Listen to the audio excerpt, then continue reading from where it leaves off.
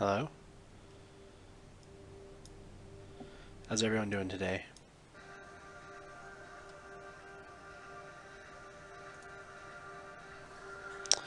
Something happened here.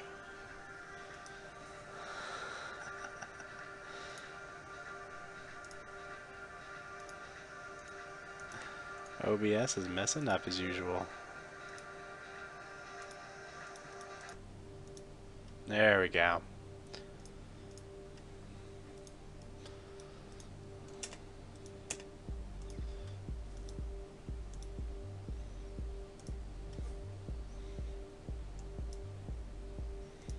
No shit.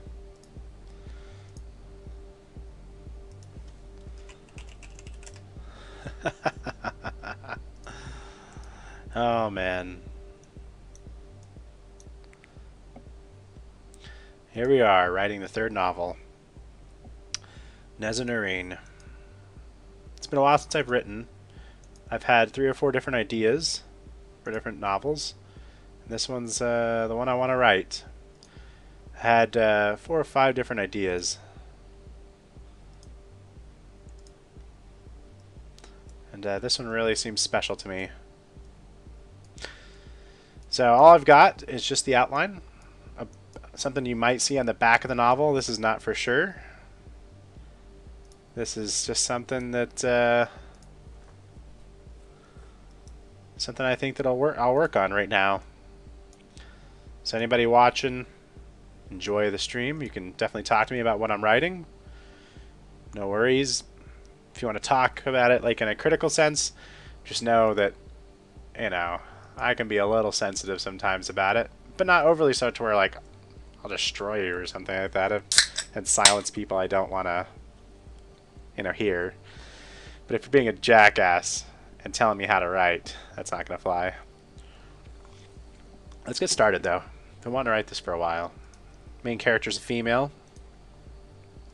I know that much. I want to do 10 chapters.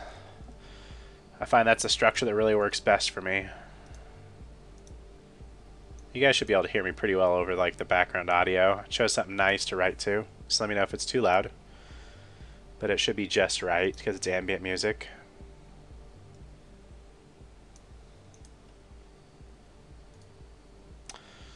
So let's go ahead and do the structure here that I like to start with. I'm using Scrivener. That's what I've written almost all my novels in.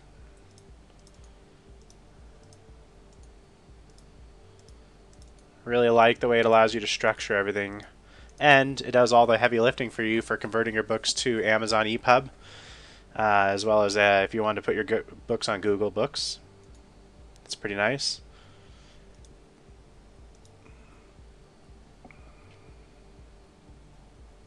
Let's do one more. Alright. So,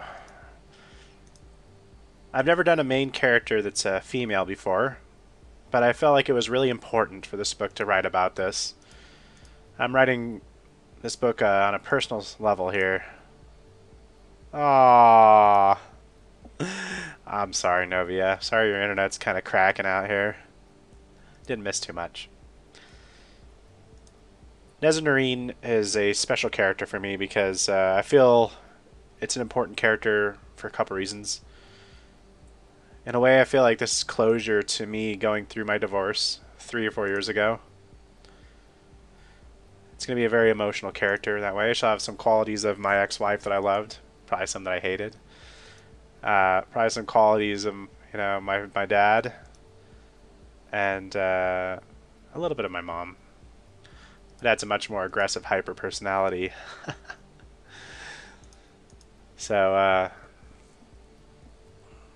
also has some characteristics here that I've always found really like attractive in women, some not so attractive.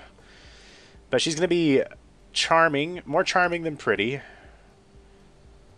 more ambitious than she is intelligent. You know, she's wise enough to see where she can get going and to manipulate people. She's intuitive like that. But she's a little clumsy sometimes, and that she gets involved in too much. So this is all just working stuff. None of this may end up in the final novel right here. This is just some names I threw down, some background to get me going, a prompt. That's it, a diving board, and we're just going to dive right into her. So there's 10 chapters in her story that I want to tell. Each chapter is going to be like a long episode, if you will. You know, a story into itself that kind of links together into each of the next ones. So I need to determine what 10 stories I want to tell about her. What's the most important?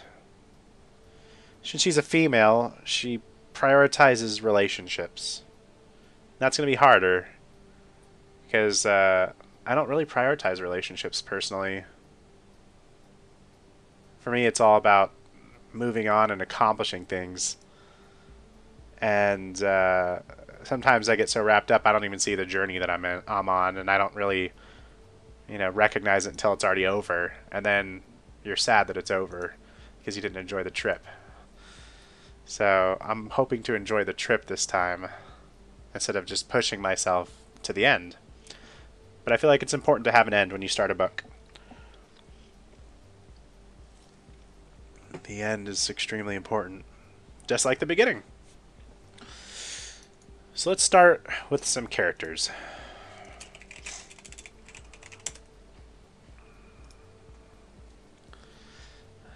Yeah, I like that, Novia. You're right. It does just sleep. Do you write it all, Mr. Novia?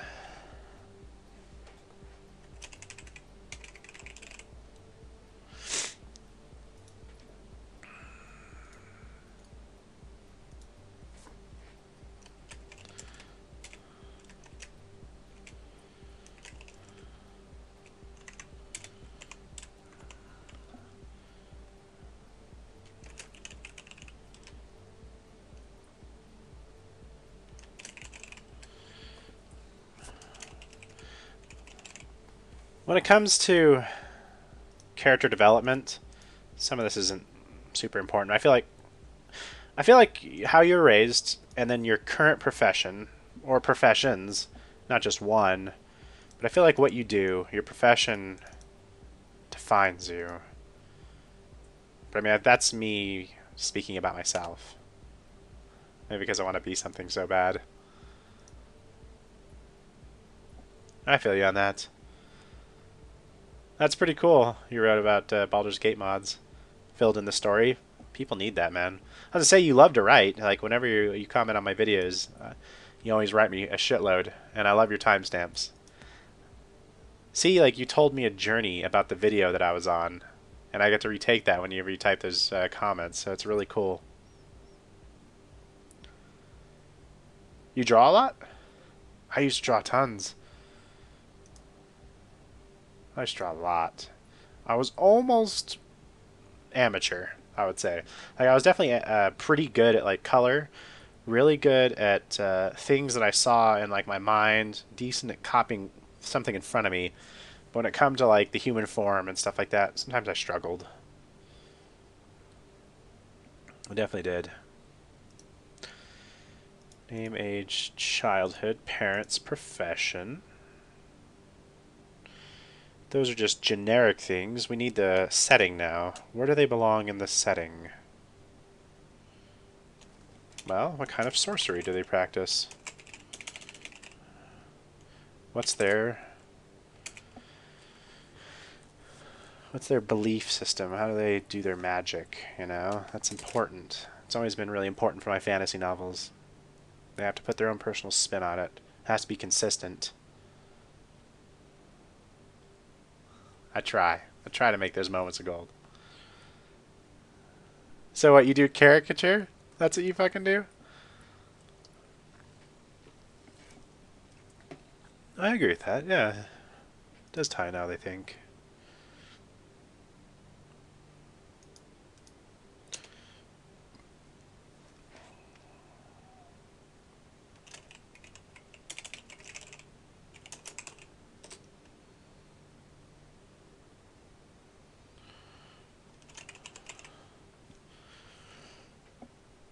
Organization, sect, identity. Who do you belong to? in this world. We're all owned by somebody in this world.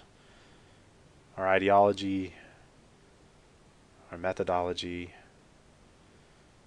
what we believe, how we were raised to think right and wrong. Who owns you? There's a couple different factions in this world. Actually, there's a lot.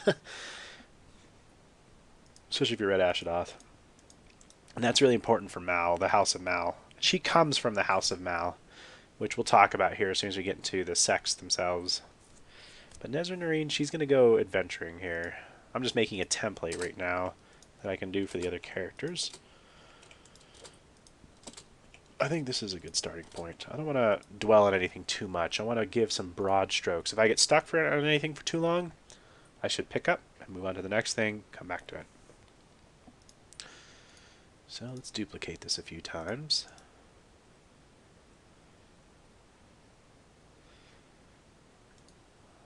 Okay. Good, so we have some room for characters. What else do I want to do? Well, she comes from the House of Mal, so let's talk about that a little bit.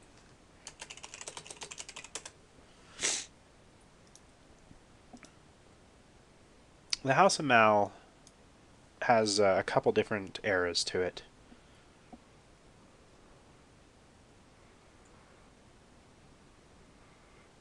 Yeah, creating something and reading something and enjoying it, two very different processes. And it's wild to write something because I don't want to read it usually. But when I do read it, I have to usually put it down for like 6 months or so, then come back to it, and then I can enjoy it as a reader.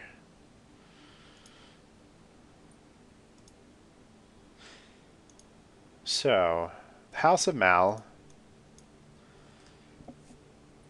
The House of Mal is it's ultimately the bad guys of the world. Well, not bad guys. They're capitalistic, opportunistic, extremely greedy, but they've done a lot of good accidentally. Yeah, I agree with you. Gray guys, maybe.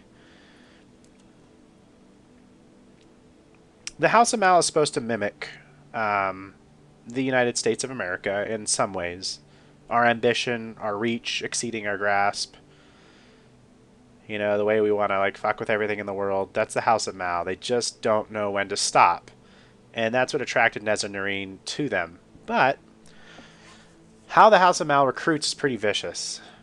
They go to villages that are just, peaceful settlements for the most part, hunter-gatherer societies. And the House of Mal pretty much kills anyone that resists them and then abducts the rest of the citizens. And they are frighteningly good at brainwashing them and assimilating other cultures into themselves. Through force, through, just repeated exposure to what's, a very strong ideology, to solving problems that are difficult to solve whenever you don't have hundreds of years of research, behind you with sorcery and magic.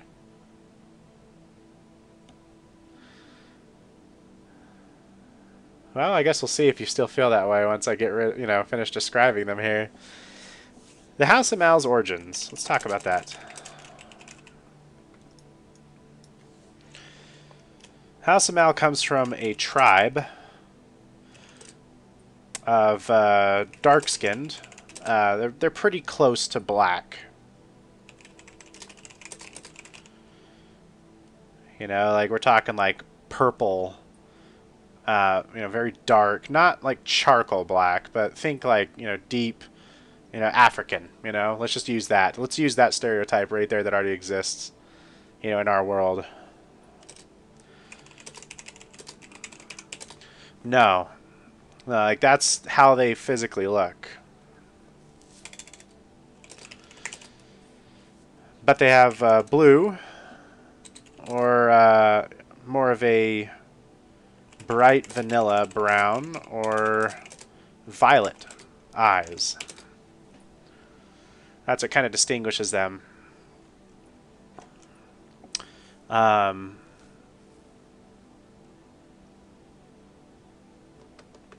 leader known as Ma'al, discovered a tome filled with riddles that existed from old civilizations. These riddles led him to the discovery of sorcery, the exertion of mind over matter and its physical rules. Hey, Soptace.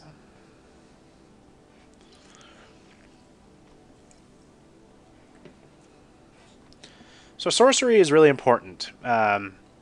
Sorcery is what we talked about in The Roots of Sorcery, my first book. I pretty much simplified sorcery as a muscle in your mind. You know, that's the analogy I used. You start off really weak. You can just see things in the beginning. Then your mind can slowly flex itself to manipulate what's already there. You can't create something out of nothing. It follows the laws of conservation of mass and energy. You can't just create a gust of wind. You have to push the air that's already there.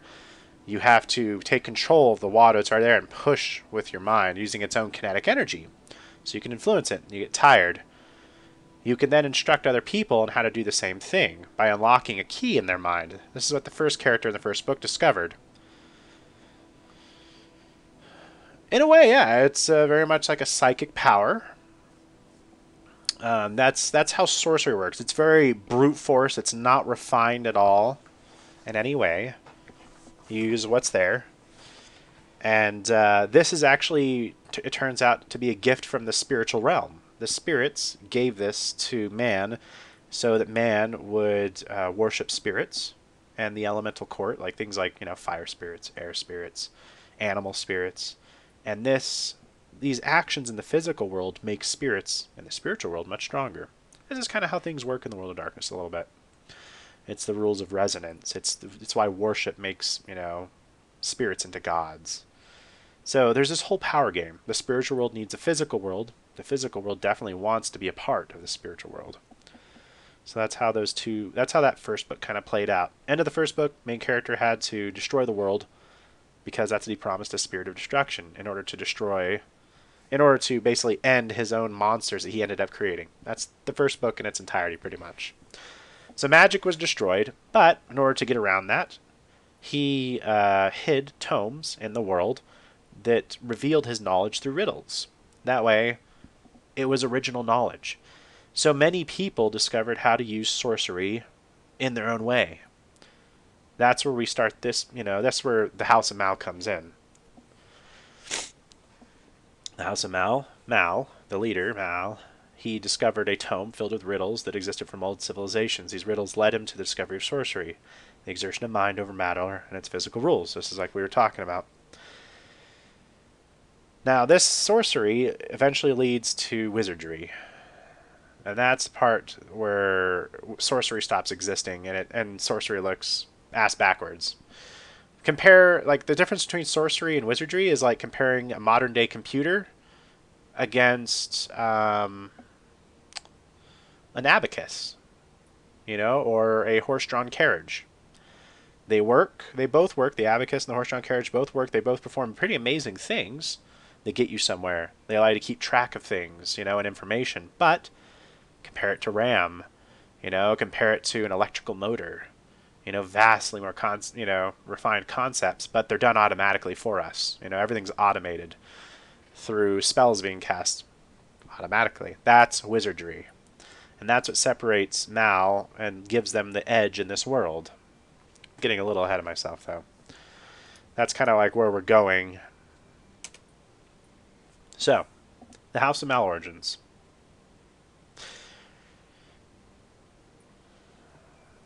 Yeah. So sorcery is looked at as like a redheaded stepchild. We don't use sorcery. In fact, like the children of the House of Mal learn sorcery first. They're proficient with it, but you're nobody unless you can practice wizardry and actually solve complex problems for the house.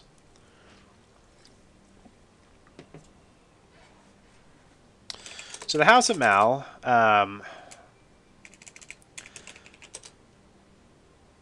Mal killed his father who was overbearing. He was a piece of shit.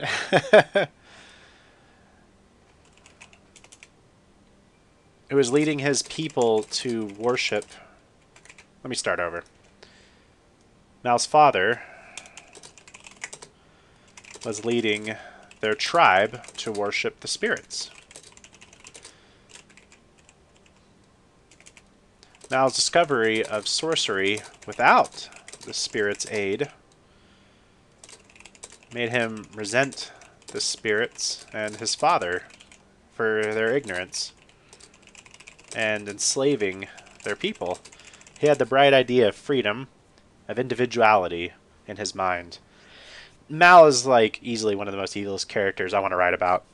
And I'm going to write a pretty long book about him, but I want to do it right. He's a very volatile character. He's basically a walking disaster, and the only reason he does any good with the House of Mal is because he has two other people to steer him the right way and to do damage control, because he's just that destructive. He's like Elon Musk, but the worst version of him, doing everything for evil, being vindictive and hateful, and his ambitions lead him down really dark paths. But because of his two closest associates, he actually does some good things. So he has like two great friends. So Mal kills his father and teaches his tribesmen the secrets of sorcery. How to cooperate together to discover the powers that form this existence. They build great weapons.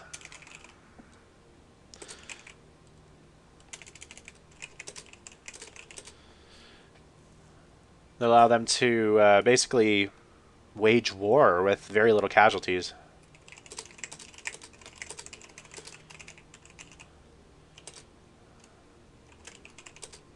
Their technology, due to sorcery, allows them to greatly accelerate agriculture, metallurgy, and medicine.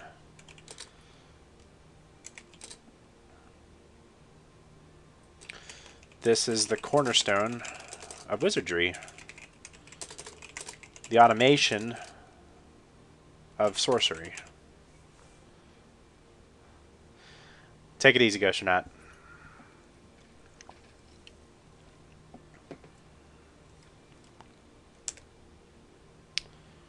So this is their origins. This is where they're coming from. I'm very comfortable writing setting. I do a lot of setting writing since I run a lot of games. So I guess the next thing we should talk about then is that's the past. What's the present?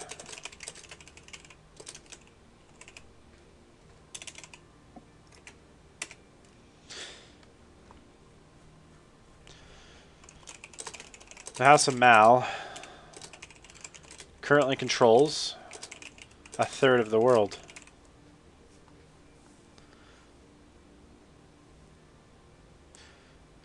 Actually, yeah, I completely agree with you. It is an amazing thing. For my first book, I actually bought a book on metallurgy and learned a bit about forging and how alloys are founded, and because there was a group of alchemists who were pretty advanced, and I had to go into a chapter about that a little bit. It wasn't like super in depth, but it was enough to, where if you knew a little bit about metallurgy and metalworking, like you could see where I did some work and research.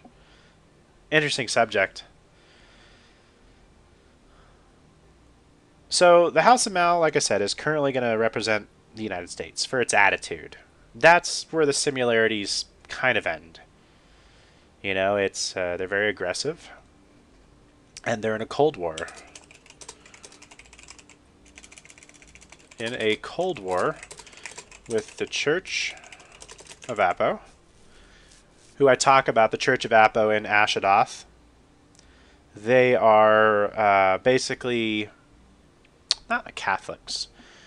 Take a lot of pagan beliefs and weird, the the weird and Norwegian beliefs, I think, and I hope I'm not misspeaking that, the weird as they call it, and they believe that everything has a spirit, and they allow spirits to possess them, and they are the high end equivalent of, they're like the high tech priests of spirit, basically. They believe they need to cooperate with this world to work with it and to unite spirit and matter. Simply put, there's a great division a long time ago. They don't know what caused it, but they're seeking to Yeah. No, no, that's good. Animism. Yeah. It's very powerful.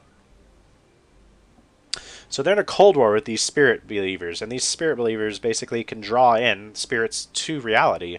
They can also have spirits possess themselves for great strength, and they believe that they need to reunify the world, and they're doing a great thing. And actually, they're great healers, great communicators. They're the good guys.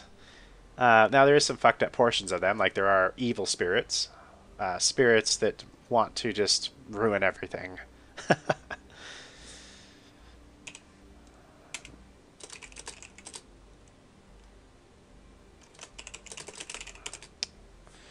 The Cult of Dis. Yeah, in a way, yeah. You can definitely see that. The war against religion and against faith, and the Church of Appa pushes back with holiness. What does it mean to be unified, to be whole? Yeah, yeah, Tom Nugget. I like that.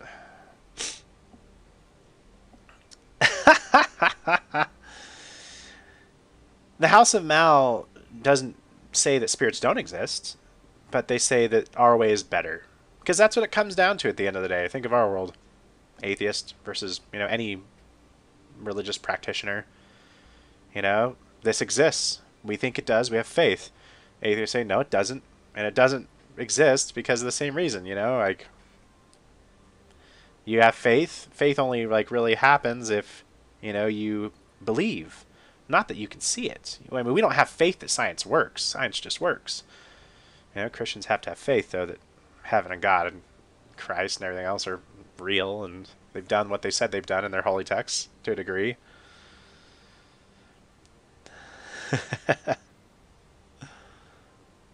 Sometimes that can push you, Novia, for sure. Anyways, the Cult of Dis takes the House of Mal's beliefs of individuality and pushes them to the extreme.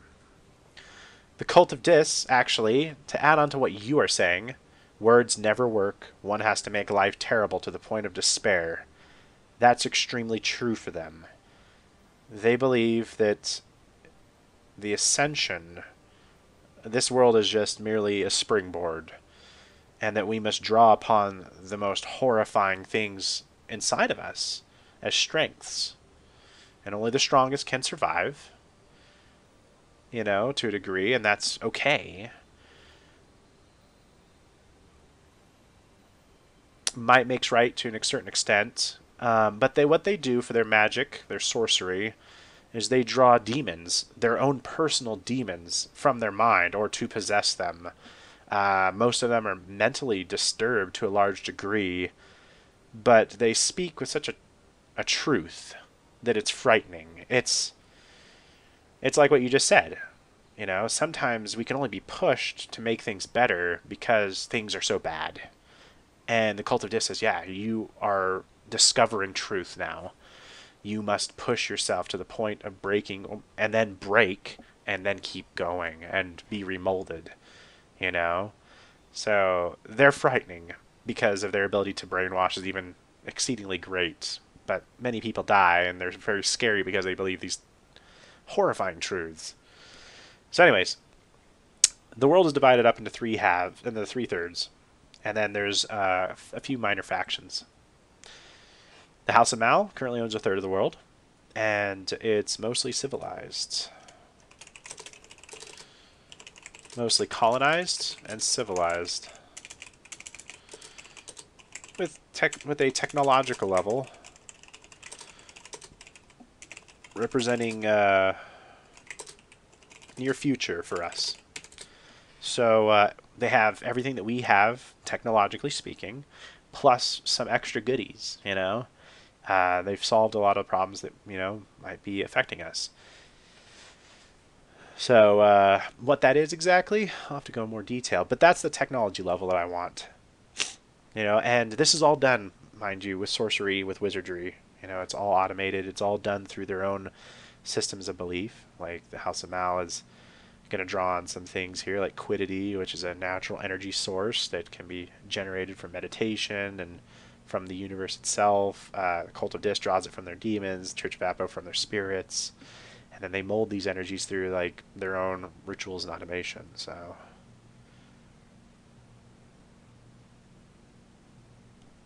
it's a good suggestion, Tom.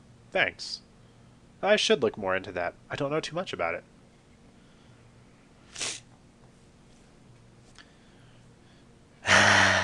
Novia. That's it's a great example of what the Cult of Dis might be able to accomplish. To quote Louis C.K., we're able to accomplish almost anything imaginable as long as we throw, you know, an ungodly amount of human suffering and enslavement at it.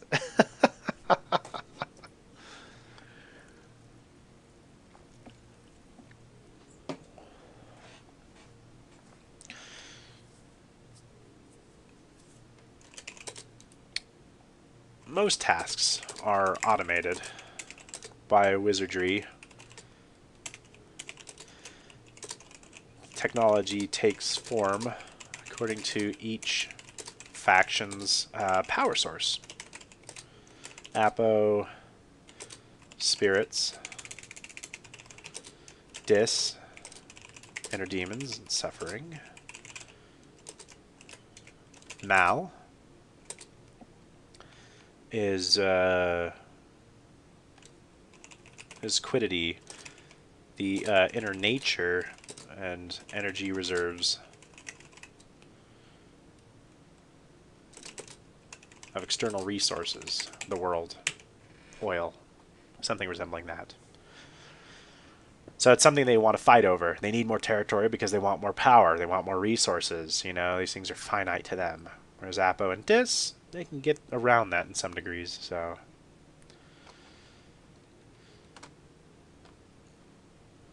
Mal has to enslave a lot of people in order to get access to this valuable energy source.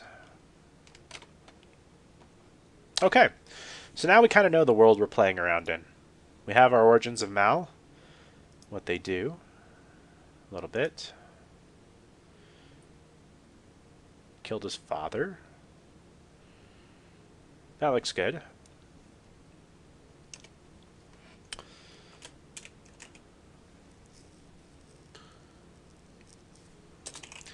Mal founded the House of Mal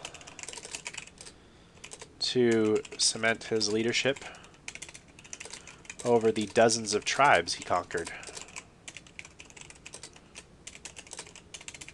He gave great amounts of power to his agents to take more land and enslave more villages through any means necessary.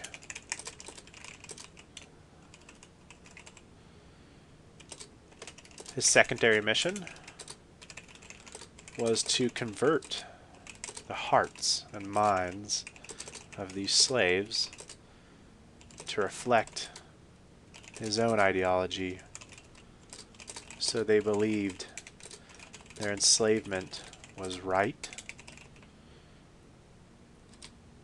and was their salvation. Yes, yes, very good, Novia. No, you're totally on point here. Mal is extremely materialist. We have our spiritualists and a very expressive emotionalist. Yeah, no, that's fucking spot on, man. Okay, so that's what we're playing with.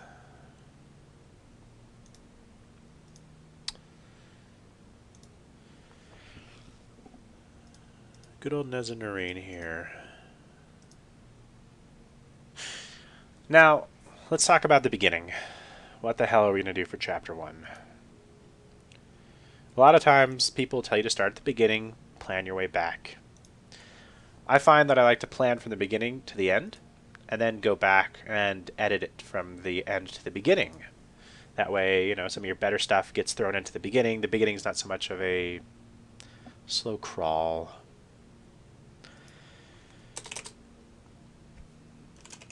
So we could talk about Nezzanarine's origins.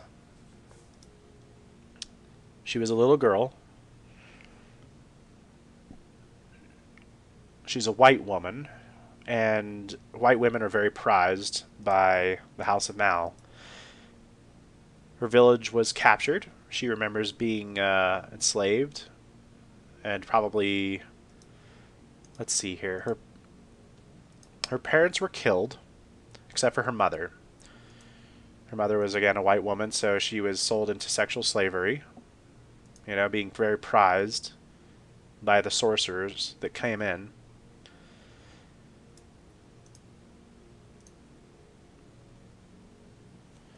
And from there, she was taken in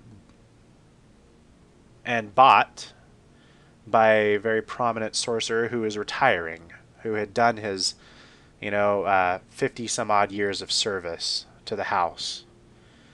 Now, the inner ranks of the House of Mal go acolyte, where you're an acolyte for about 5 to 10 years, usually starting in your teens. You are basically a slave to your next higher up, the sorcerer or sorceress. Now, it's kind of a misnomer, and I might change the names a little bit.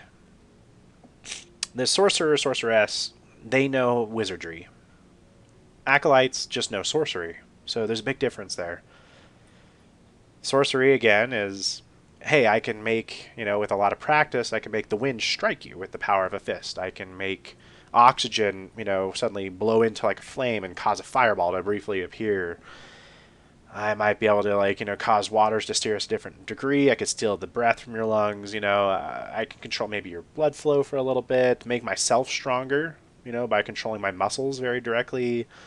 Small things like that. See weaknesses, and there's other things too. But with wizardry, you're able to automate a series of effects together.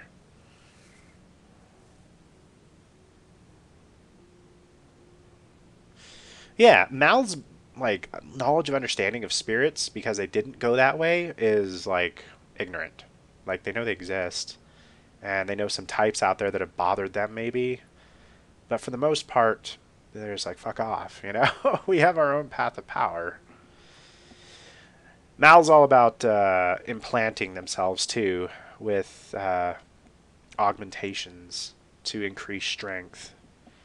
One of the things a lot of the female sorceresses and acolytes, acolytes do is they take great pride in giving themselves like exceedingly strong strength to overpower their male counterparts. This, of course, takes quiddity to power. We'll go more into that, how those systems work, so you guys can understand it more.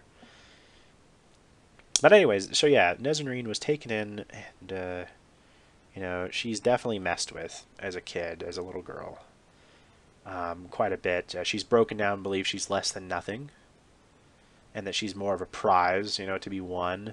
Or she's more of a prize that was purchased, something to look good for the sorcerer who owns her. And eventually, then she gets, this goes on for a while, and she becomes an acolyte. And the brainwashing begins that the House of Mal will protect you from all of that. So it's like almost like the kids are abused on purpose, the adults are abused on purpose, and then they're brought in and told the House of Mal really is protecting you from the outside world. Look at how we've provided for you. With sorcery, with wizardry, you can now, basically, you'll never have to starve. Harsh winter comes, don't worry about it. Famine will not affect you anymore. You're always warm. Your friends are a call away. So that's kind of her origins as she grows up hating herself, and she embraces the House of Mal because she doesn't want to be powerless anymore. She hates that. So and the House of Mal offers that in abundance. It's basically she drinks the Kool-Aid, is how the first part of that is, and it's just a tragedy. That's one way we could start this. Another way we could start this is she's captured. This is the adult Nezzanarine. It would be something like we would put down in like chapter 5 or something. We start the story with her being captured and being interrogated by the Church of Apo. And she basically is a sorceress at this point, having risen through the ranks. And her cabal got captured, like I showed you in the background. And she has been causing a ton of trouble.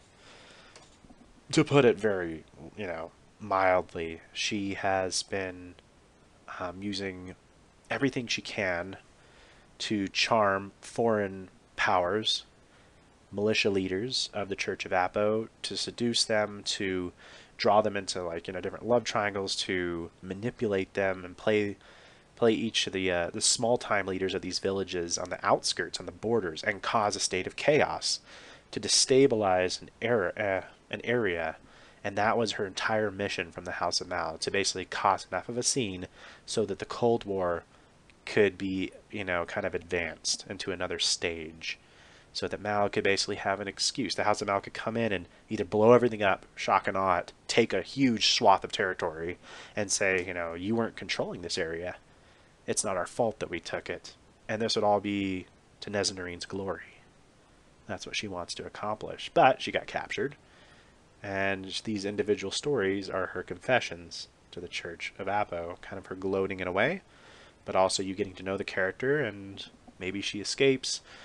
Maybe, something else happens towards the end of the story that's more interesting than that. Yeah. I like that Tom Nugget, yeah. I mean, definitely she would not be above that.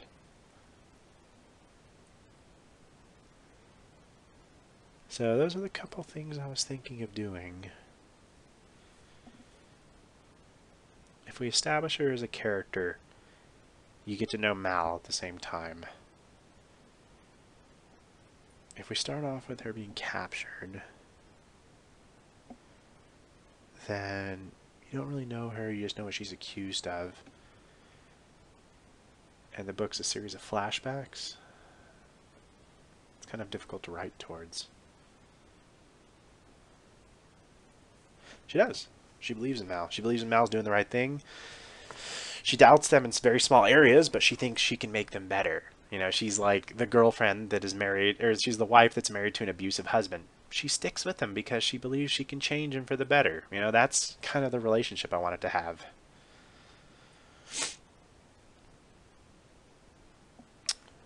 Let me think on this for a little bit.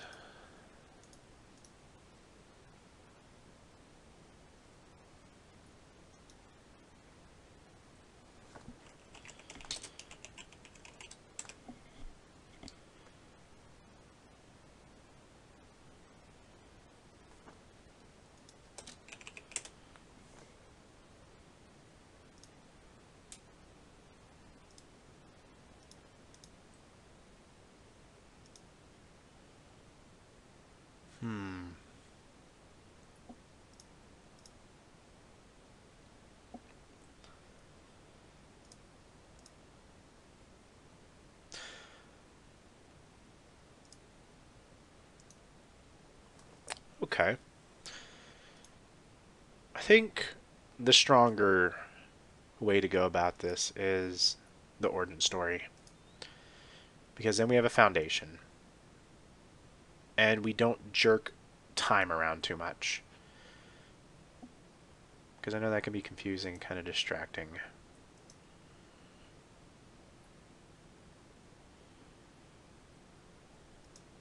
Yeah. Everyone loves the coming of age story, myself included. Everyone loves to see how things go from the beginning. We just got to make the beginning interesting enough, and we got to cut out enough of the slow shit to where it doesn't feel like a beginning. It still starts in the middle of things. I think I know how to do that. All right. So, let's talk about how I organize this shit.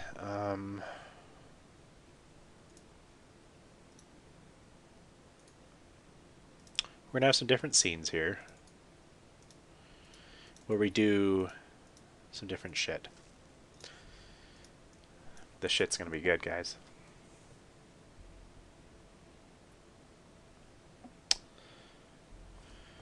I like to start off every chapter. Now, like, I imagine these chapters to be... Yeah, no, I agree with that, Novi. I think I've pointed that out, and I think you recognize that that's the main cornerstone here. That is the pillar. Okay, let's go with it. So because each chapter is going to be a story unto itself, a short story, we need to have a strong beginning and a strong ending. And right off the bat, we need to know about the conflict that's going to go on. So the intro to conflict.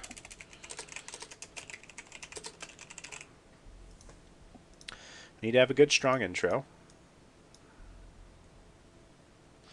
where we're talking about what's going to be solved, what's going to be resolved and dealt with, you know, if it's not going to be solved. So we need that. Once we have that established firmly, which includes the characters, you do the characters in this as well. When you introduce the conflict, you're going to introduce all the characters that are going to be in this chapter for the most part. All the players. That way, all the new stuff's in one section, and we do it to where it's not overwhelming.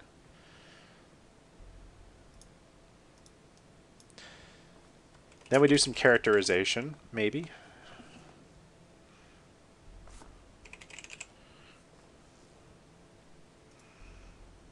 Characters grow, or they display traits that the reader doesn't know about. And then we're going to do everything in this book. By the way, I want magic to be the solution. You know, that's kind of the formula we're going to like go through here. How conflict is resolved by sorcery, wizardry. Because I want to build up at the same time a convincing system of magic.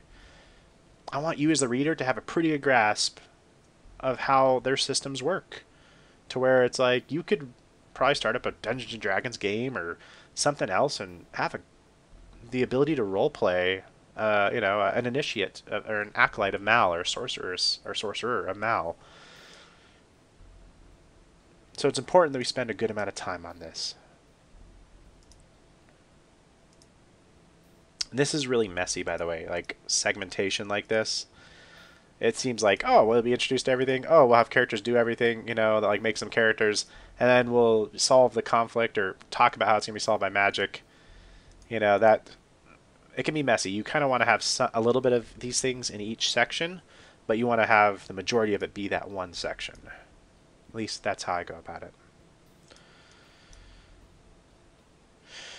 Finally, at this point, we've talked about what's going on. We've had the characters react to it. That's characterization. We've talked about how magic solves the issue to a degree, or deals with it. Next, it's important to have the climax. The Big Bang.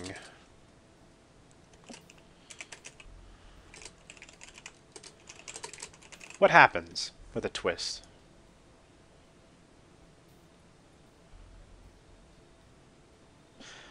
Yeah, no, good call. Very good call. So we want to have a resolution at this point. We've introduced all the players, we talked about who they are, we have some solutions in line, and now how does it come together? This is marrying all of our sections. And they're supposed to complement each other, and it's supposed to be messy. There's supposed to be some unknown variables and some things we like and dislike that come out of this. If you don't dislike some things, maybe it's not interesting enough, you know? Next up, we need another characterization. So right here, this is going to be more reactions. Yeah, a little bit, man, yeah. This would be more reactions and traits, you know? Characterization would be who they are and what's, you know, like, are they panicking? Are they manipulating, talking about it? How do they talk about what's going on in themselves? Characterization down here? Reflection. You know, why did this happen? How do I feel about it? Is it making life worse or better for me? You know, how do I go forward? How does it change the relationships? I think that's an important thing. So these are very vague. We're going to get down to the brass tacks here in a little bit. Finally,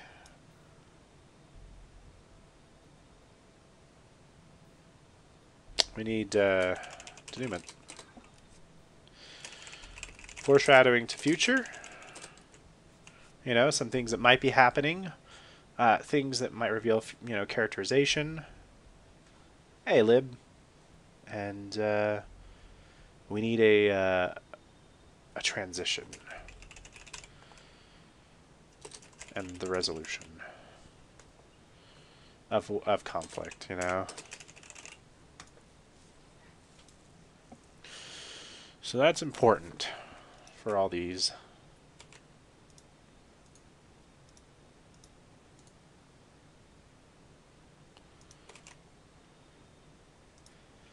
So let's take these and 1 second.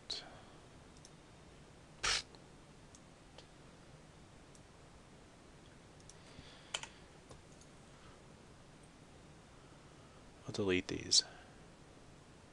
Move to trash.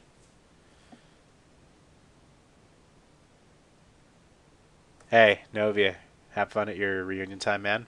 I'll talk to you later. Thanks for all your input and being a part of this.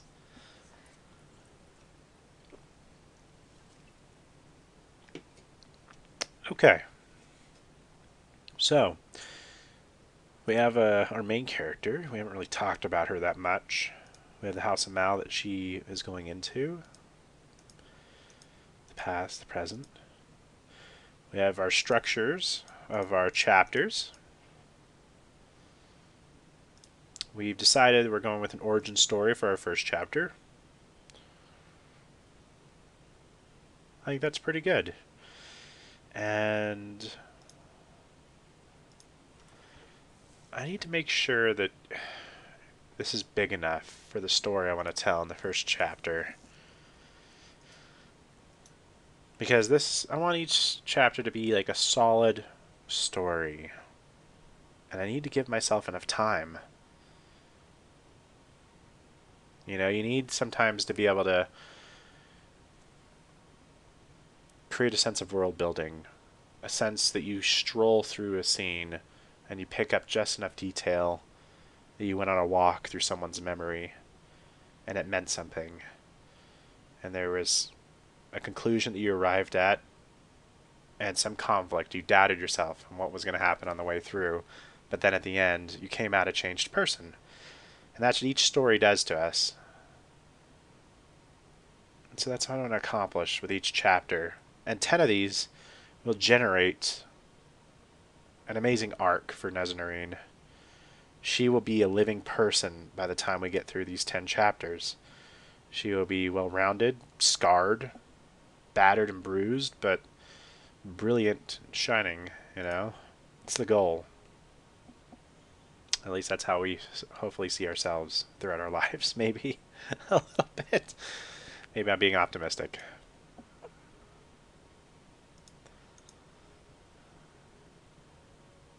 Okay. Let's think about this for a second. Do I want to start writing the first chapter here? That sneeze. Okay.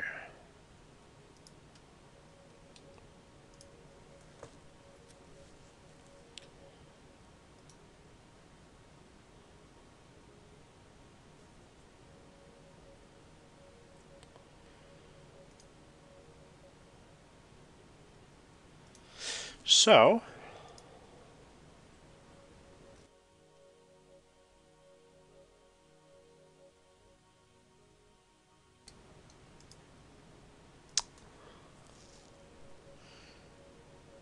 so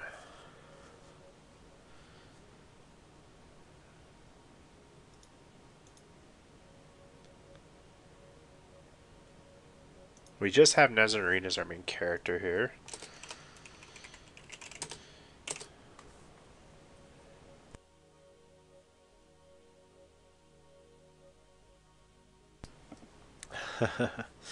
Well, Tom, the House of Mal is a very big organization. It's a nation unto itself. A nation of, very individual capitalistic sorcerers.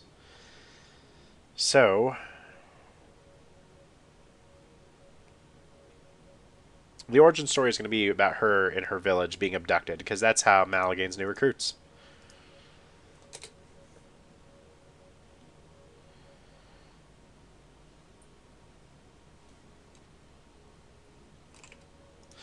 Her childhood. She was raised in a small village. Doesn't remember the name.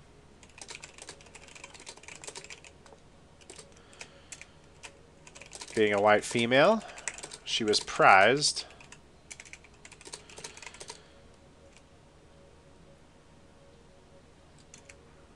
by the sorcerers of Mal, who enslaved her village. I'm a little bit... I don't want to use the word enslaved in the novel, by the way. I want something else. They have a name for the procedure.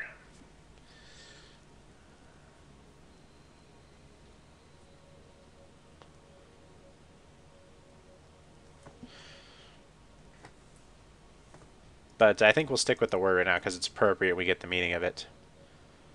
I just want something a little bit more punchier and powerful than that. Maybe even sneakier. Her father was killed. Mother sold into sexual slavery because of sorcerers.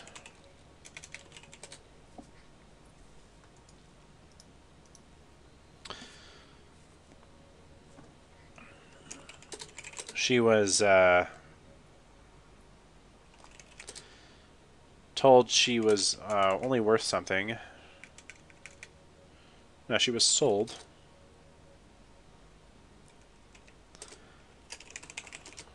to Sorcerer Vakembi.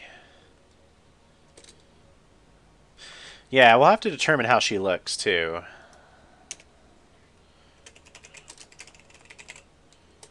Voluntarily employed. I like that, Gorgulin. It does sound very capitalistic, I want to be careful, though, with the tone, but I like where you're going with it. I'm just looking for that just right statement, that's when I say careful with the tone. I'm looking for something that really just fits. She was Sorcerer Vakembi, where she was paraded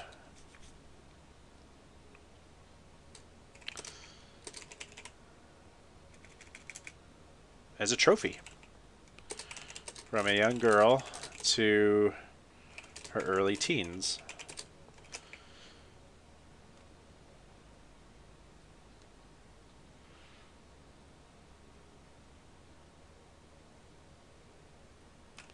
No, it's about you. You're supposed to get ideas from each other. Like, shit. Are you saying, like, I'm not going to say half of the stuff I'm writing is original. It's spin-offs of other people's stuff that I thought, hey, I liked what you did, but I'm going to do it in my own way. That's all writing is, man. Everyone borrows from everyone. But I swear to God, if you steal any of my shit, I'm going to fucking kill you. No, Indentured Servant's too modern, But thanks. I appreciate the wordage. Vakembi, so she's paraded as a trophy, being white, fair skin, because these guys are like pitch black. They are frightening. They are alpha, gorilla monsters. Like they are large men. Ruthless in every mean. And Vakembi, because he's enslaved so many villages for, tons of years. I need to talk maybe about Vakembi a little bit. But she's paraded as a trophy. She was molded. Her early personality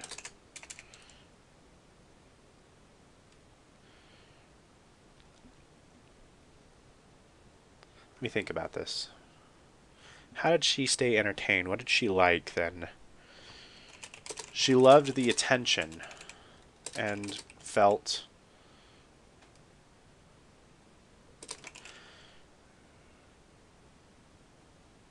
very pretty, of course, we'll say that. But this led to negative attention as she was this led to her hating her beauty as she was well, not raped, but let's just say she was molested by Vikembi's guards that were stationed at her room. Vikembi had them executed.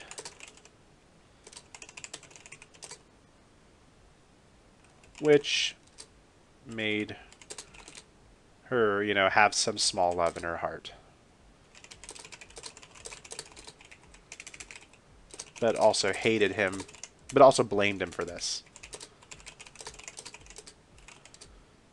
For how long it took for him to protect her.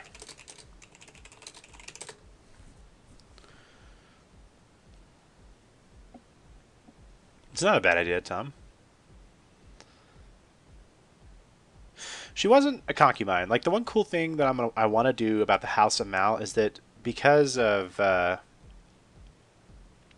physiomancy is the name of like their magic, the manipulation of physical forces, physics themselves, their understanding of energy and matter, how to convert one another back and forth. I mean, there's a lot of magic I'm going to discuss here later on, but male and female are kind of actually equal because females can get surgical implants, you know, on their arms, on their legs, across their body to be vastly superior to men in strength.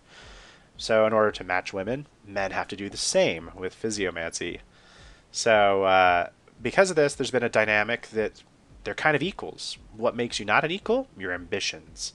How much have you done? You know, this is where the meritocracy of Mal comes in. It's very individualistic in that way. We'll talk about that more. I like that idea, Lib. The rebellion leader, no, Vikembi is a very minor character. The first chapter is going to be kind of tricky because I need the right cocktail of events that shaped her, but also a main conflict. The resolution of which should probably be her entering in as an acolyte of Mal. So, okay, her childhood is fucked up. You know, she lost her parents, and her father was sold and killed, or her mother was sold, never to be seen again. Her father was killed. Vikembi paraded around like a trophy, which she loved because it was like the new normal, and then she was molested for it. And then she hated Vikembi for taking forever to find out about it, but he eventually did do her justice. That's her childhood. Her parents, she doesn't remember their names. Does not remember. She just remembers their faces, which she uses some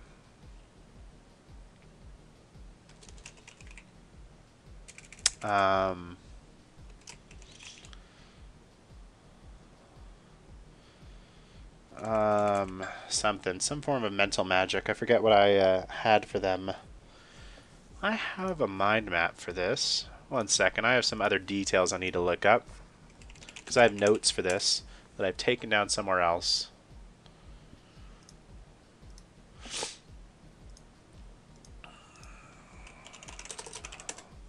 So let's take a look here. House of Mal outline. No, that's not it.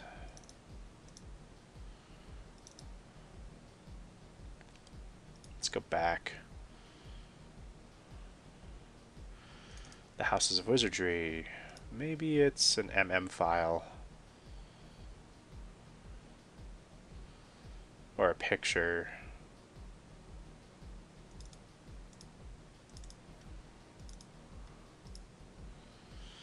Okay, 1 second.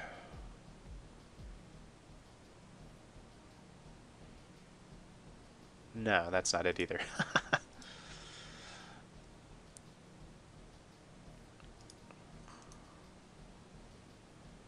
Nope. Where is it? Oh wait, I found it.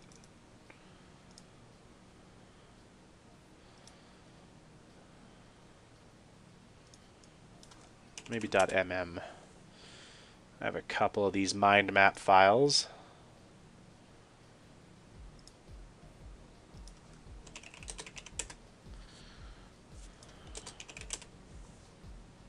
FreeMind. That's what I used to create it. FreeMind is written in Java. Let me grab this real quick, guys. I'm not looking at chat, by the way, just for a second.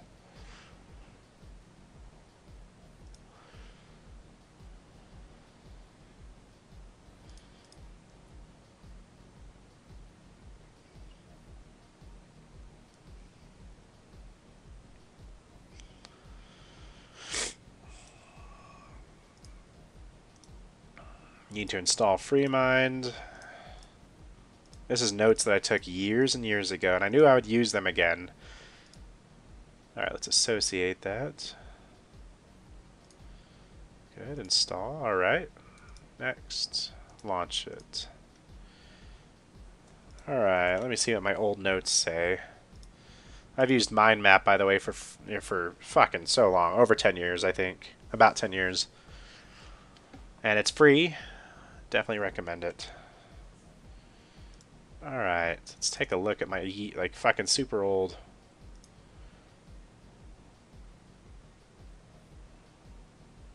Sure.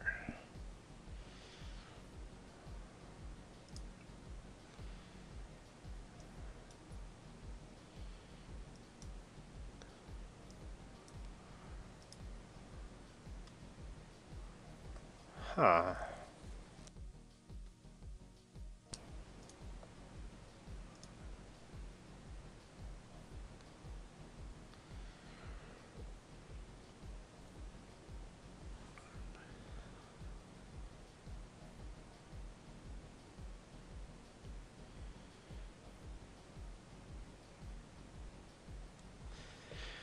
Sorry, guys, I'm still dredging through this real quick.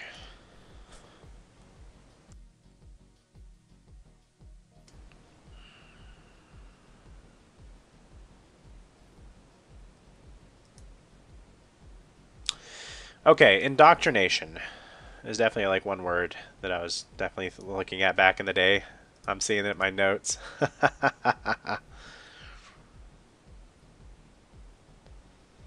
Yeah, I think so, Tom. Vikemi got like drawn into it.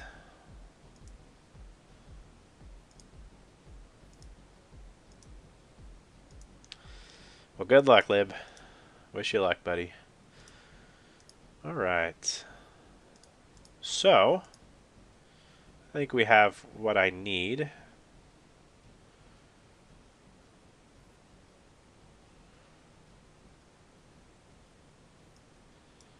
Yep, I've got what I need here.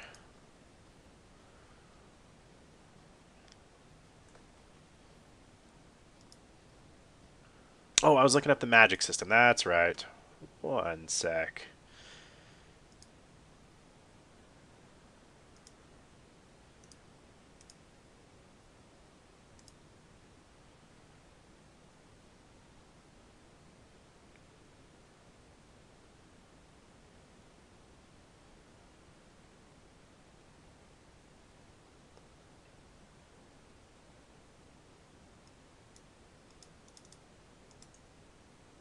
I was just looking for the name of the magic system which she uses to remember her parents.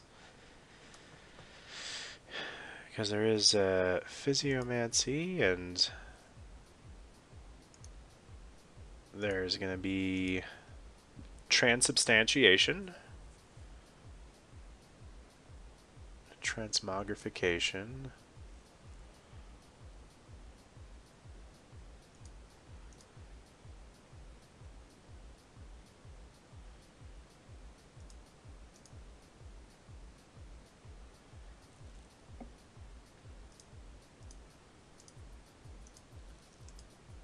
Okay, so it looks like what I was getting at a long time ago was the arcane. So the arcane is an idea that I stole unashamedly. And I have my own spin on it, you know. But there was a book called Magic the Gathering, and it was the Ice Age saga. I thought it was one of the coolest descriptions for a magic system that was come up with. The author was Jeff Grubb, and he believed, the main character, that all of his spells were stored in a house, in his mind, and each room contained a different spell. The card game, yeah, it was a novel. I read this, oh man, I was like in 7th grade, I think, when I read this.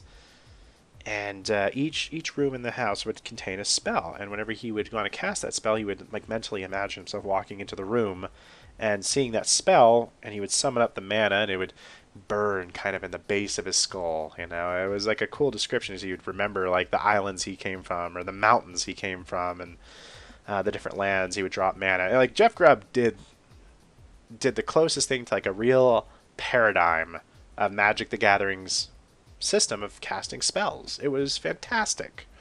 The 3 books that he went through. I mean, it was like the Harry Potter of Magic the Gathering. That's how well he wrote it. Because the main character started out as a hedge mage, became like a necromancer, you know, learned how to do counter spells. I mean, all sorts of neat stuff. It was the best series. You know, he was the best author, I think, that I've read in that whole series. And I've read quite a few of their books. Remind me, Full Metal Alchemist, how that went?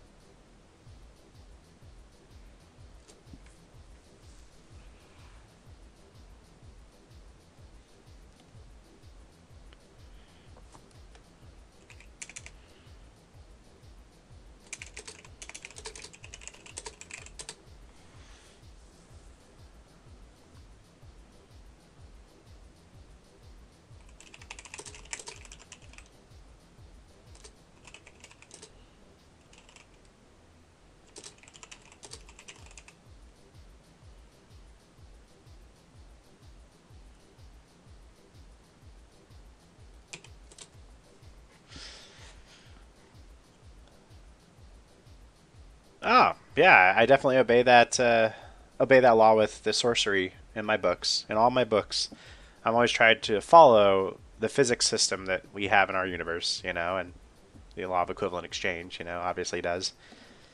You can't create something from nothing. You can't destroy something completely, you know, to put it simply. But you can bend in, you know, those rules almost to the point of breaking them. We'll go more into the magic system in a bit.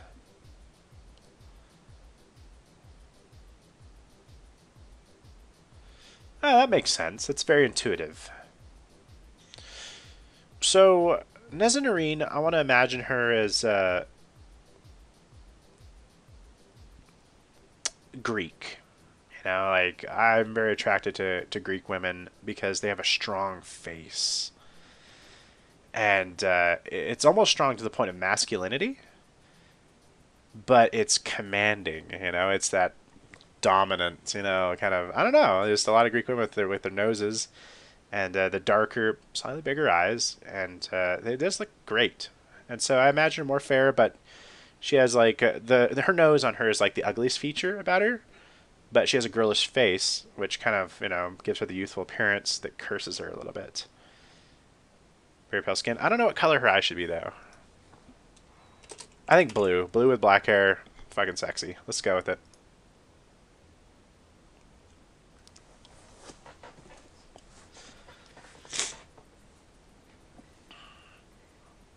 I like that idea. I do.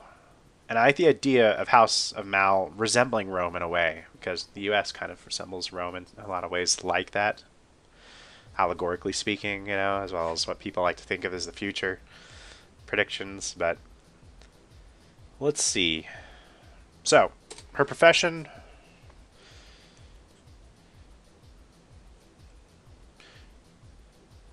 Everyone isn't just an acolyte.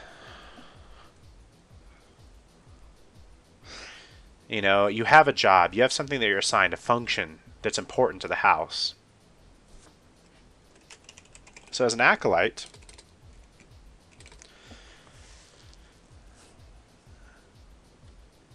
this is going to mold her. She was always really good with people. She's a people person. But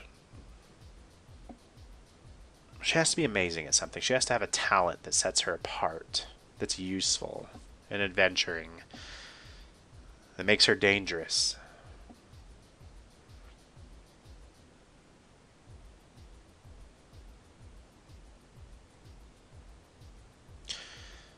She's calculating to an extent, but she's, like I said, she's more ambitious than she's intelligent.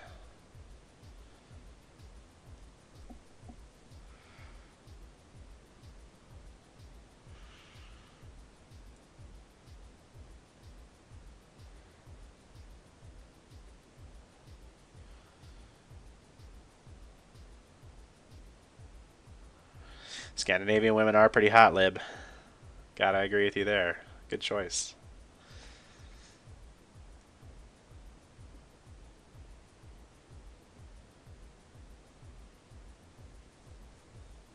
As an acolyte, you serve with approximately 12 to 20 other acolytes under one sorcerer. That sorcerer leads you as a cabal. That is like the structure of the House of Mal.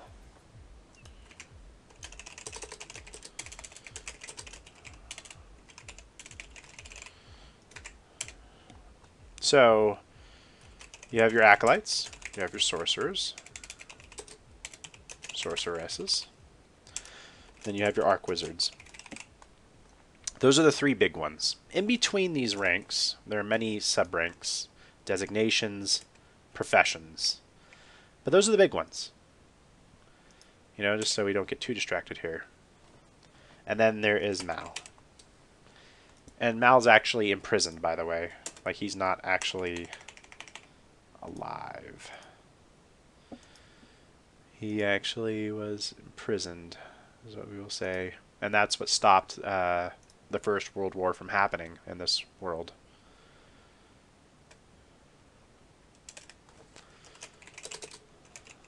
He's in stasis.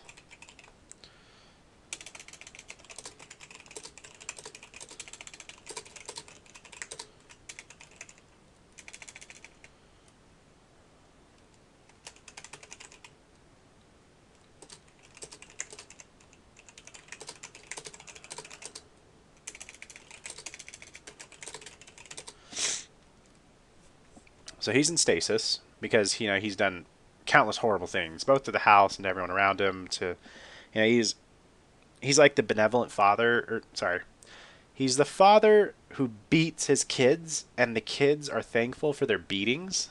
That's the relationship he has with the House of Mal, because the father protects them from the scary outside world.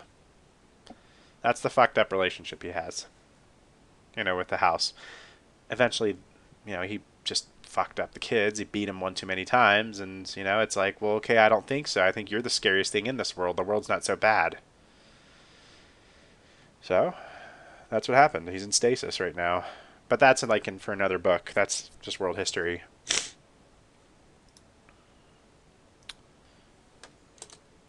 That's a hierarchy.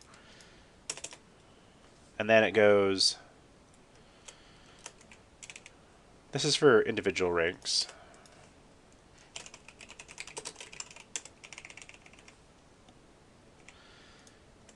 And then we have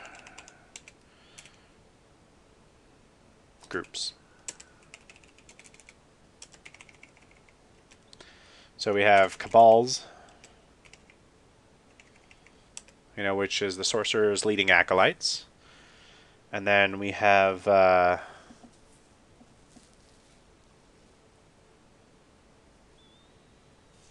me double check here on my notes.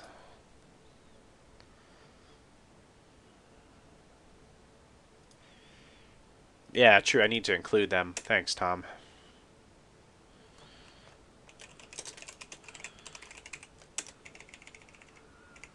Working title, The Indoctrinated.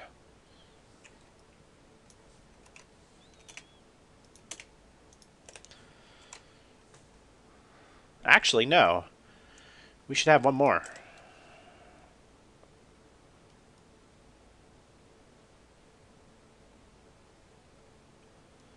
Something good. Fuck. For the slaves. For right now, they're just slaves. That's it. So the slaves are the people that are, you know, being assimilated, indoctrinated. You know, once you start to believe that the House of Mal is the right way of thinking, you know, and you've completely turned against, like, you know, your old ways, and, you know, thinking that, okay, the House of Mal is actually the right way of believing, that you're part of the indoctrinated. Those who choose to serve their country, their nation, are then acolytes. And there's more political power and office that goes with each rising rank. This looks good. So we have cabals for our first group. So sorcerers, leading acolytes. We then have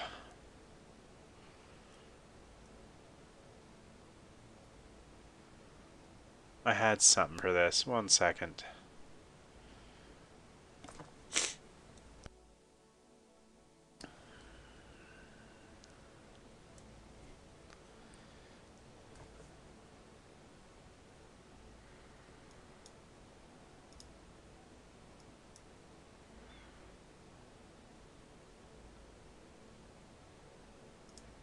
You know what? I fucked this up. 1 second. Okay, so these are neophytes, guys. Sorry. Acolytes belong to the Church of Mal. Or sorry, the Church of Appa. Church of Mal.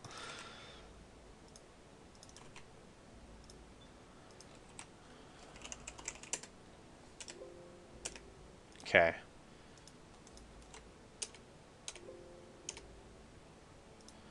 Let's take a look here.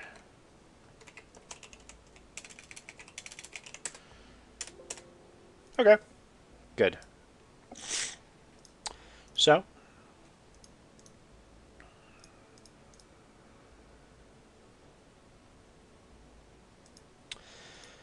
that is a cabal. Let's take a look here.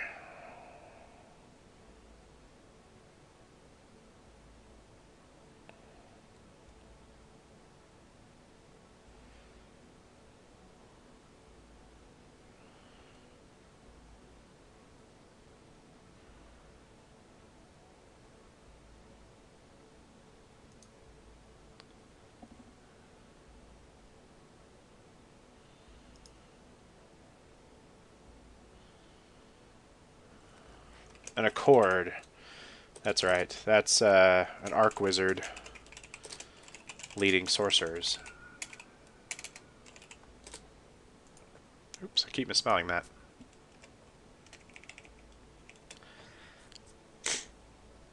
So basically, these are the different, you know, groups.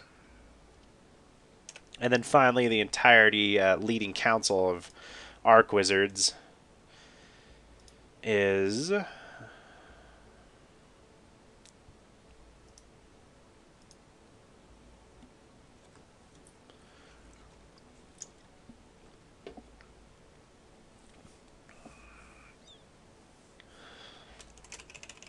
the axiom.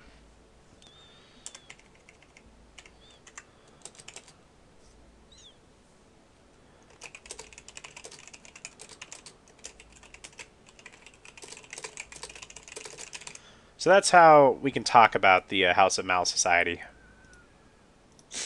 That looks pretty good. this is how we can talk about the individuals that live within that society. All right, we got a good starting point, I think.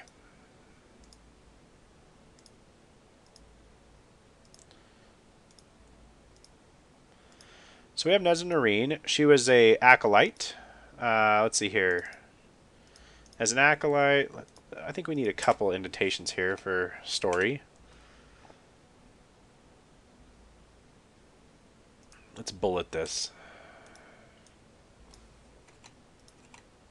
Oops.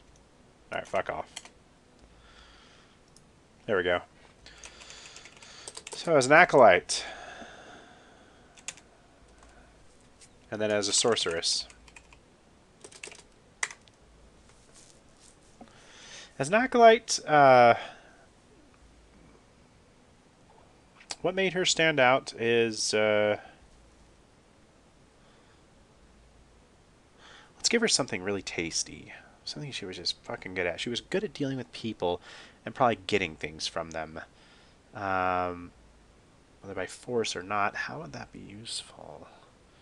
I mean, maybe the sorcerers have their own agents. She was Vikemi's agent. They're definitely craftsmen and farmers. I like that, Tom. That's pretty good. Slaves, freemen. Ex-slaves. Yeah, like you've graduated and you can earn your freedom. It's a fucked up social mobility system. You start at the fucking bottom. It's someone put this really well. I think it was Jordan, what's his name? The guy that did Wolf of Wall Street?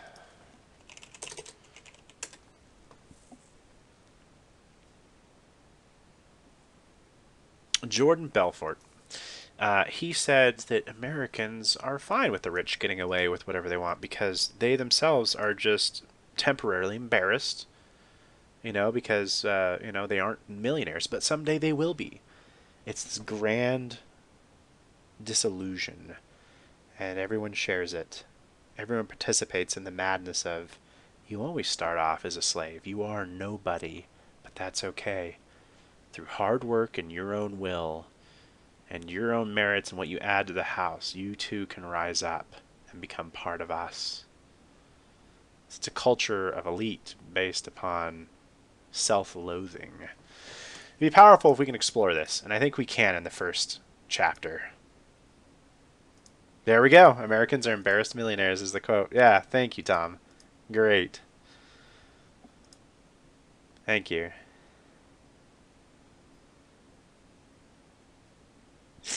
So,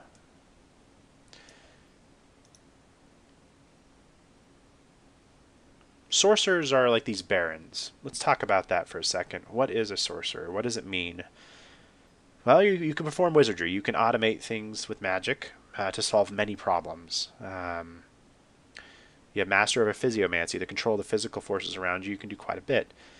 An acolyte knows some sorcery and uses items that employ automation. It's like we can all use cell phones. We don't understand how the cell phone works, but we can still use it. Whereas only engineers, computer scientists to a degree, those different higher levels of learned individuals actually understand our technology and how it works. That's sorcerers. Arc wizards are the geniuses that actually see the whole picture of technology and how everything works together. And they're actually changing the laws of the universe to mold a picture that can be more easily manipulated. That's the power level that they're at. So as an acolyte, you're serving these sorcerers who all want to establish themselves as a great power with their own riches. They are sent out on the most dangerous missions, given the biggest amount of authority to enslave villages, like Vikings, like the Mafia, and then they in turn donate, the best slaves or a portion of the riches and everything else to the house. That's kind of the picture I'm trying to conjure here. And Nezzanarine is just a victim. And she's going to grow up in this, and she's going to embrace it, and she's going to perpetuate this nightmare. And she's going to see it for what it is, and she's not going to break away, and she's kind of a tragedy character in that way. But you can see it, and she'll have some victories, but she's going to serve someone who's fucked up as an acolyte, an agent.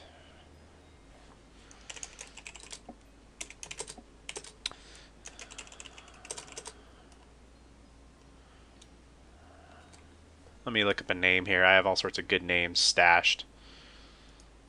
Toison. There we go.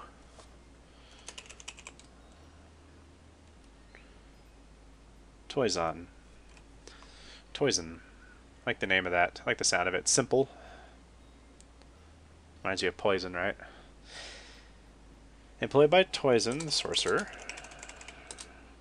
to collect on quiddity debts. Quiddity is the resource used by the House of Mal. It takes most of the slaves and indoctrinated 8 to 12 hours a day to summon up a modest amount of quiddity from themselves. You only get a modicum of it per day, and it takes your mind great focus to mold and summon this energy from without yourself. It leaves you exhausted most of the time. But it's needed for everything, that wizardry can automate, for physiomancy, for giving you great strength, for activating all these surgical implants that they have inside of themselves. And then there are points within the world that actually have an upwelling of this energy where they mine it at. We'll go into more of the nature of quiddity, but hopefully you can kind of see how the magic system works a little bit more. There's this resource that they need. So sorcerers all trade this stuff, owing it to each other. I am going on a huge conquest. I'm going to conquer these 4 villages. I'm going to go to war and destroy like this the Church of Mal. I'm going to disrupt like these demons of Dis over here, and I need all this quiddity, and they have to borrow it from somewhere. The house's reserves might be drained or something like that, so she was collecting on this. So we'll have to tell a little bit of that and how she was an agent. She was known for being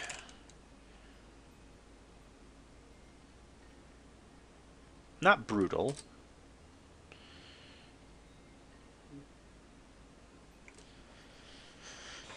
I want her to be messy.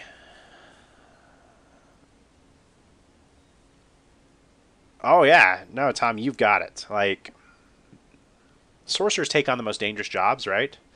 Because they're wanting to prove themselves. They then shove all their acolytes, to try to do most of their work for them so they can survive. And then they take all the credit. A sorcerer is only recognized... Well, an acolyte can only become a sorcerer once they have an understanding of wizardry, which involves the automation of sorcery.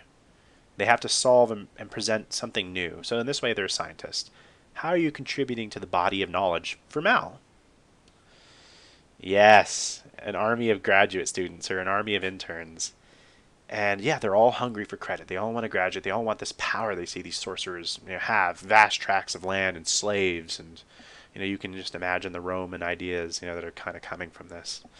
And they want that. They want that dream. Again, you can work your ass off. You can become one of us, the rich and the elite. So, you can become a sorcerer once you're recognized by other sorcerers. You have an understanding of the automation of sorcery, and you present something new, your own invention, which, again, your employing sorcerer might just steal and take for his own credit. Mostly it's recognition by your peers, and that is fucking hard to do. Recognition by your other acolytes, by your employing sorcerer, for a deed, and not having it stolen, being able to prove it. An exceptional event, like an exceptional amount of heroicness or something powerful or great you've done, might be recognized and warrant promotion. Being an arc wizard is almost always done through recognition from your fellow sorcerers, and all fellow sorcerers usually hate each other. Like, fuck that. The only thing uniting the sorcerers together is an arc wizard that's way more powerful than them. So you have this, like, fucking powder keg of, like, very ambitious individuals, all with their own goals and objectives, and they're barely working together. And that's the House of Mal. She was known for being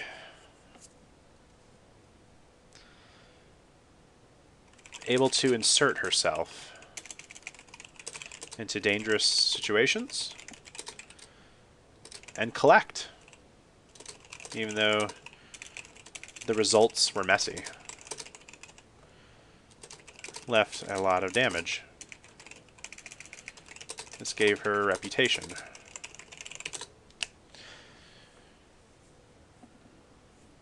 You know, no matter what, she's able to crack something. She's able to get into something. You know, she is just... Whenever she's sent on a task, she's going to fucking crack it. But it's like, do you want to live with the results?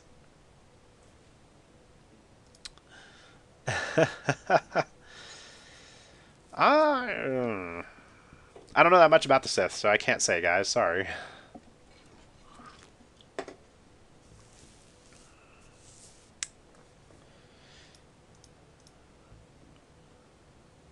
How did she become a sorceress?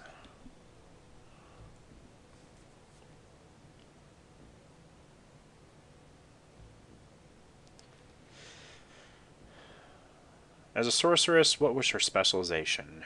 Well, as an agent, she was able to collect liquidity debts and basically do a lot of damage, and she was known for that. And so she became feared. As a sorceress,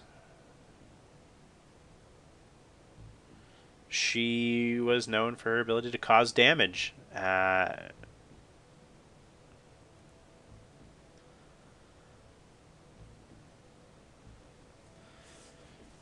She was known as...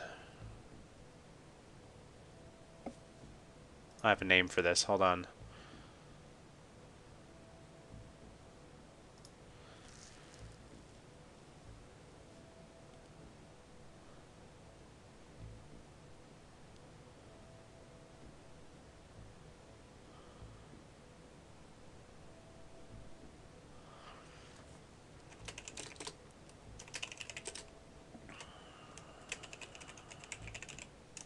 I want to say something like this. Tier 1 social disintegration. I want a better name for it, though, because she's sent out to just destroy other societies. That's what she's good at. She's sent in to destabilize a strong presence of established cultures, and she can basically make a stable area turn against itself, manipulate leaders, cause destruction to where it causes confusion, and turns local leadership against each other through seduction, through selling secrets, gossip, to stirring up jealousies, rivalries. Again, she finds the worst parts of people. That's her skill, and she pries it open with a crowbar. And she does a lot of that through, like, using sorcery and wizardry. And then some of it's her own, talents.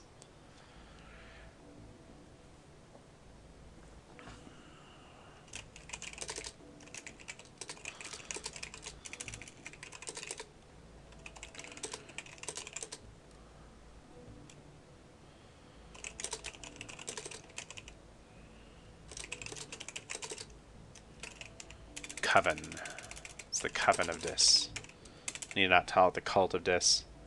Started as a cult. So basically she goes to these border regions so that she can advance a Cold War. That's what she's known for.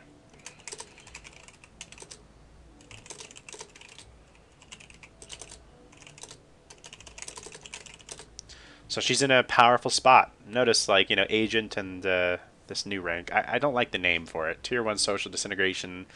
It's close. It's like the Tier 1 operator, that's kind of like, the feel.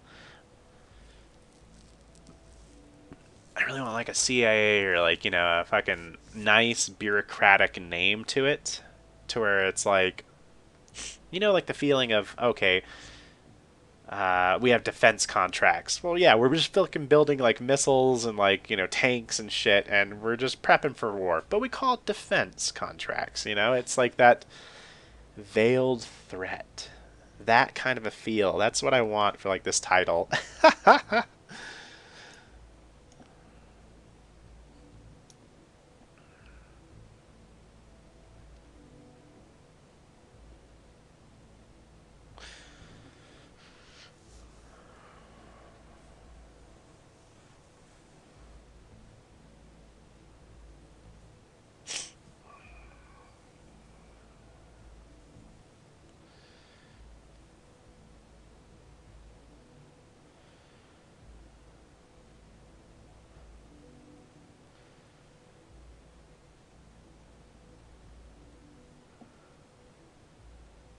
You know, I'll come up with it later.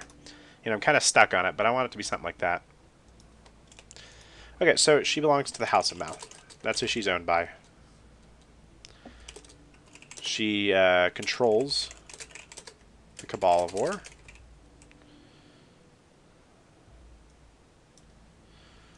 No, the Cabal Limbs of War. That was the name of them. That's her acolytes that she has under her. She is an expert in physiomancy concerning augmentations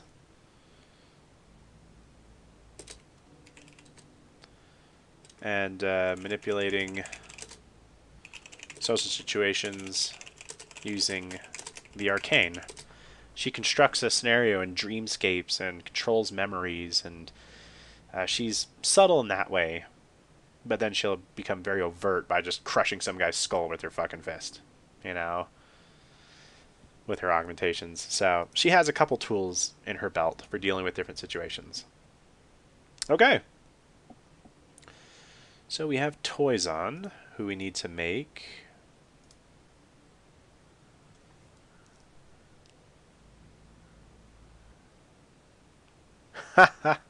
Yeah, okay.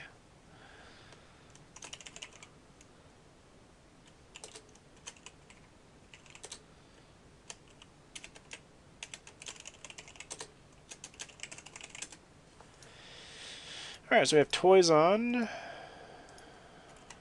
Acolyte. Yeah, replace that with Neophyte. There we go. Alright. So, I think we have some good stuff to go on for the first chapter. We have quite a bit of background. We have our organizations here. We have where we start. We have her childhood. We have where she's been, you know, just in the meantime as an agent when she got, or as a neophyte, which is like in her teenage years, you know, early, very early 20s. And then probably like, you know, 6 years or so as like a sorceress.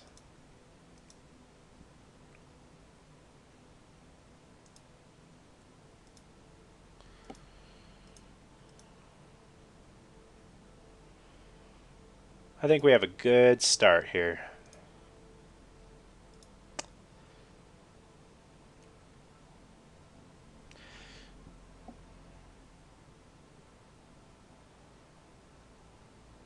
Yes, definitely. That's definitely some of the techniques that she would be using, Tom. Okay, I'm going to take a quick break. Get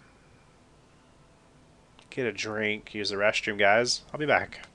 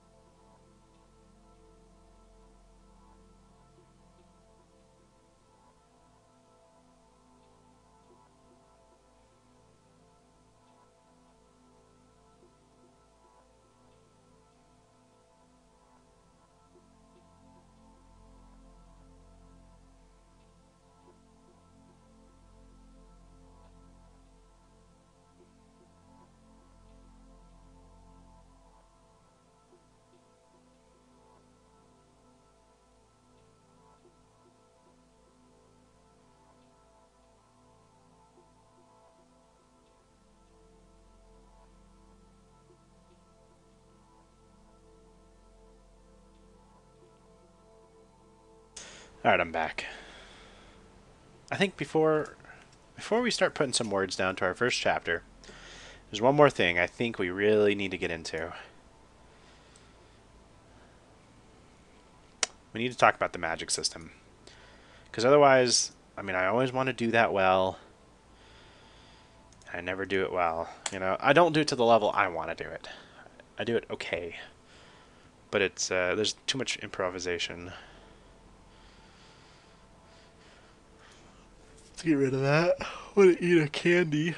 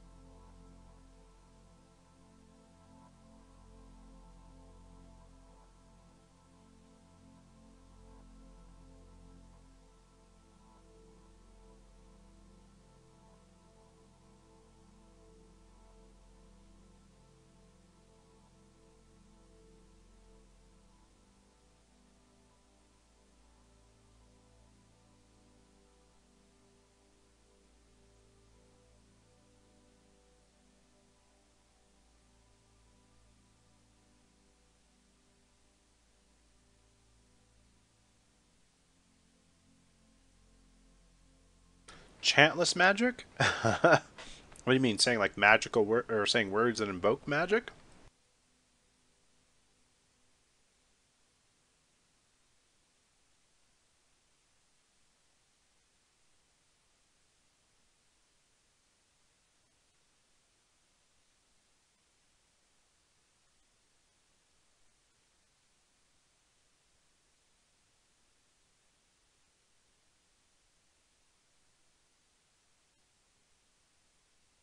Okay, so let's talk magic.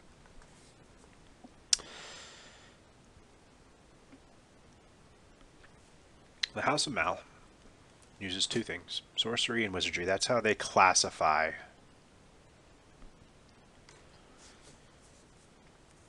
how they exert their will on reality. That's all magic is. It's exerting your will over what exists.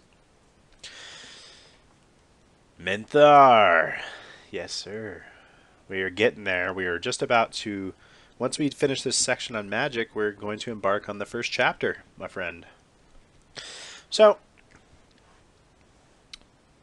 one second here. I'm going to double check on something.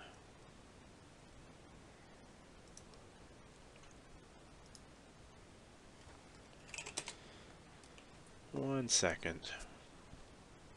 We'll talk about that, Tom. Just need some new music.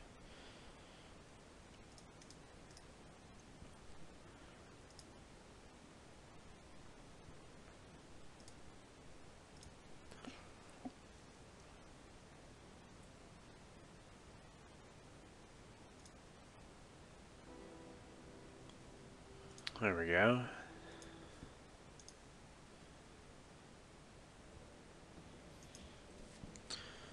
All right. So,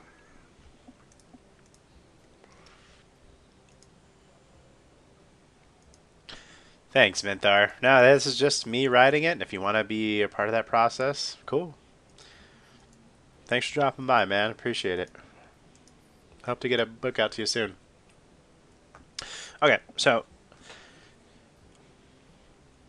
magic, you know, Harry Potter is okay. Let me give you some background on like how I do things.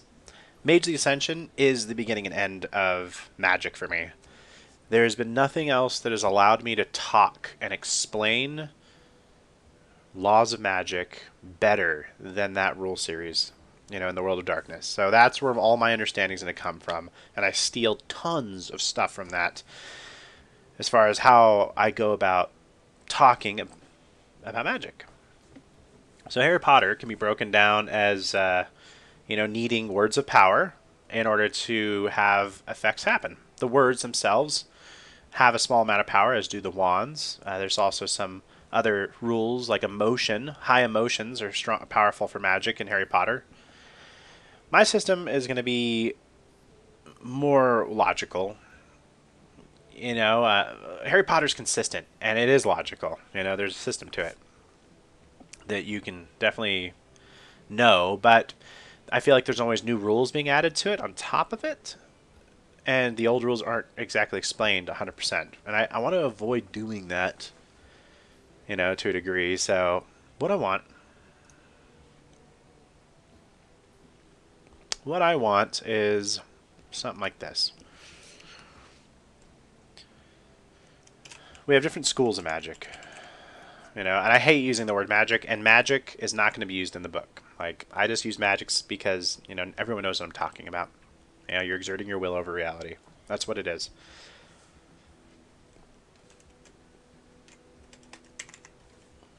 So the House of Mal has sorcery, and we have wizardry.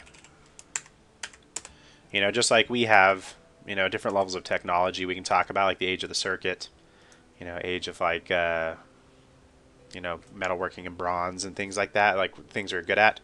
Well, there's the age of sorcery and there's the age of wizardry.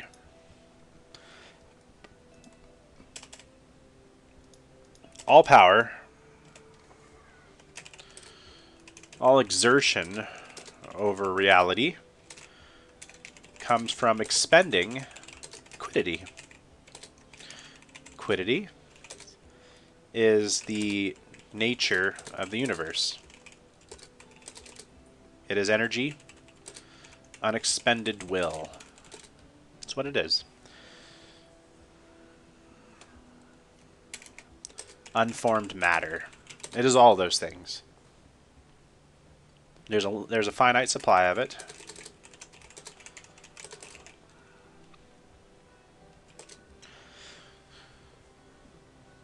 So basically, they believe that they've discovered this resource that they can use, you know, to manipulate energy, matter, all sorts of things.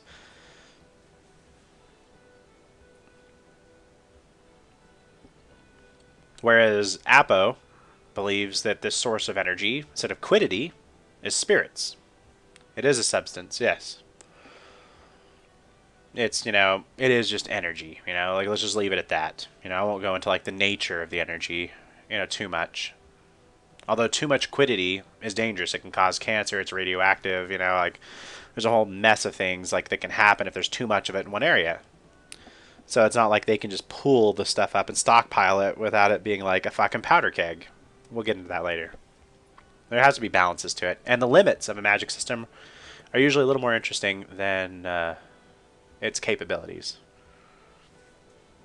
So here's a working definition of it. All exertion of reality comes from quiddity. Quiddity is the nature of the universe. It is energy, unexpended will, unformed matter. What's up, Lib? So, in sorcery,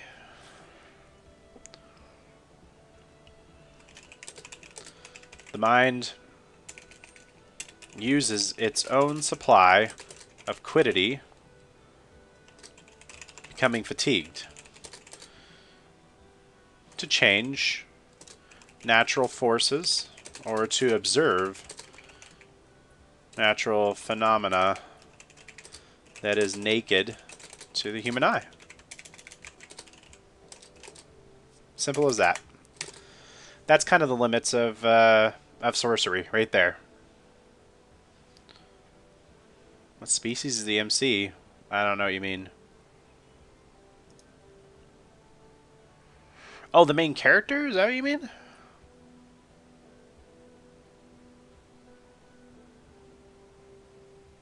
Anyways, yeah, the main character is human. Everyone in this world is human.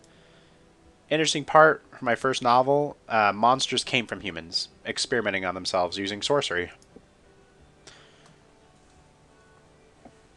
So there is other races in the world. There are many fucked up things, but humanity was the first, along with the animals that existed here. And then everything else kind of spawned from that because mankind changed itself.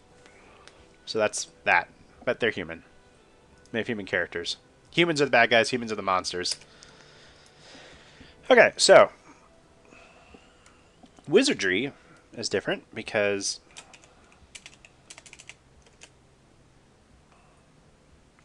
bound quiddity flows flows along spell marks to complete a series of sorcerous events. This automates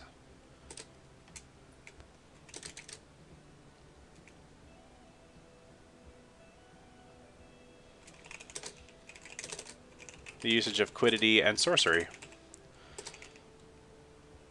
to ease the burden in the user of quiddity. So that's the difference between the two. Spell marks are like circuits. Quiddity follows along them on the circuits, spell marks, and is able to complete basically a series of sorcery, spells. Let's just put it that way. So sorcery, one spell. Wizardry, multiple spells. So like sorcery, you punch somebody with the air, right? You gather the air up, you hit them. Well, wizardry is, okay, that's already done inside of we'll just use a wand for sake of completion. And you activate the wand with the press of a button, and gathering the air is automated, using the quiddity is automated, and it hits them with the effect. Now, the House of Mal needs items. They can't just exert, their will, their naked will. They need something to focus it.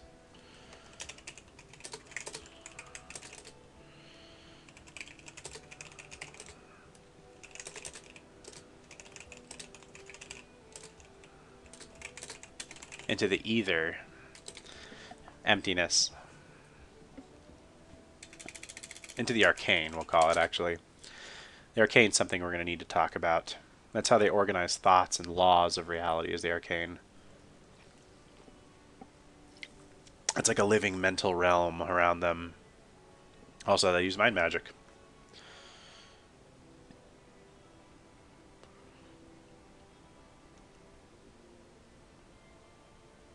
So they can't just, waggle their fingers and think really hard and then sorcery happens. They have to have these apparatuses, made for them that help them use sorcery.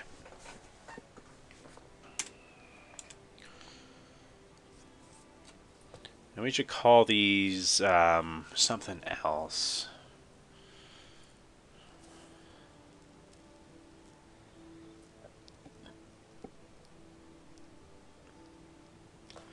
Binders. There we go. Maybe something different. Well, they're trying to contain something, Trying to contain quiddity and force it into a particular action to where it can nudge reality. So how this is done is then broken up into different schools. We have physiomancy. Alteration of inert matter and moving forces.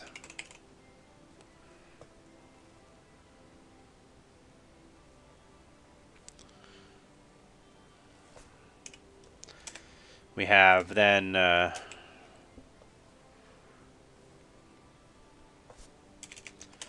arcane, which is the alteration of thought, of minds.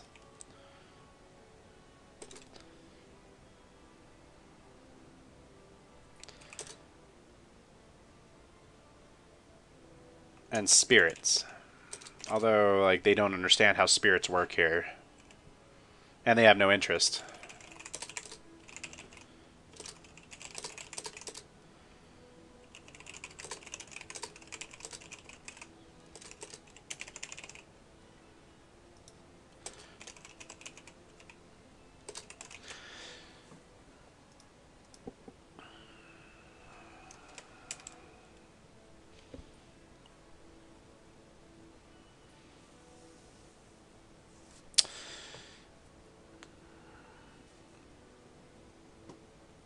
So let me move these down here real quick.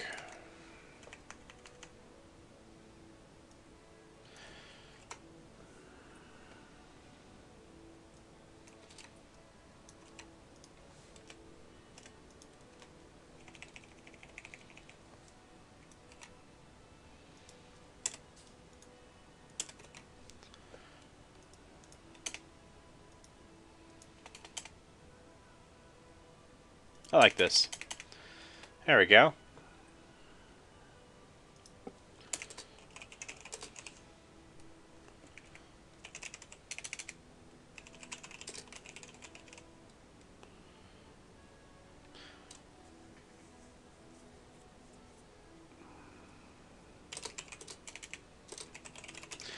This is Scrivener. I love Scrivener.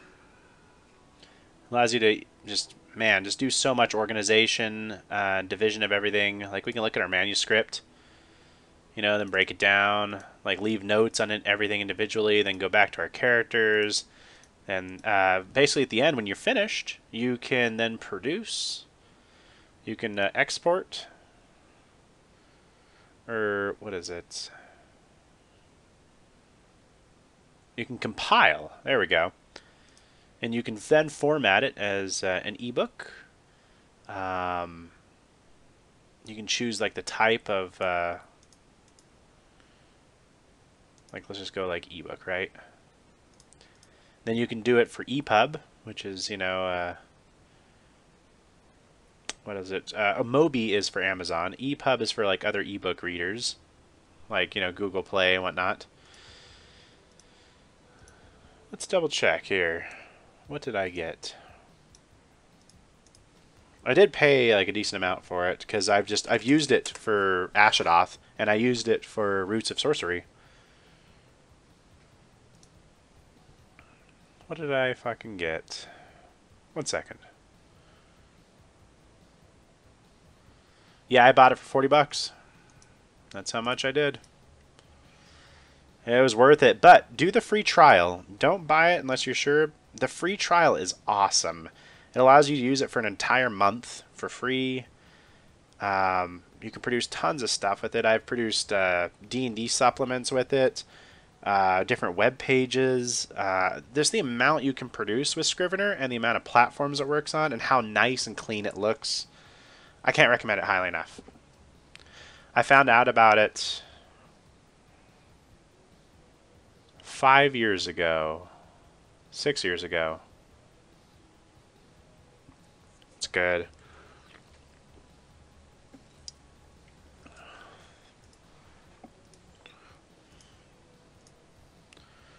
All right.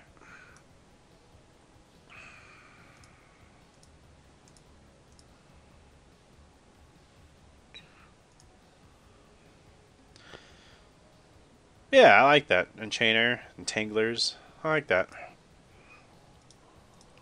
I'll find something good for that. There's certain words I do want to, like, change.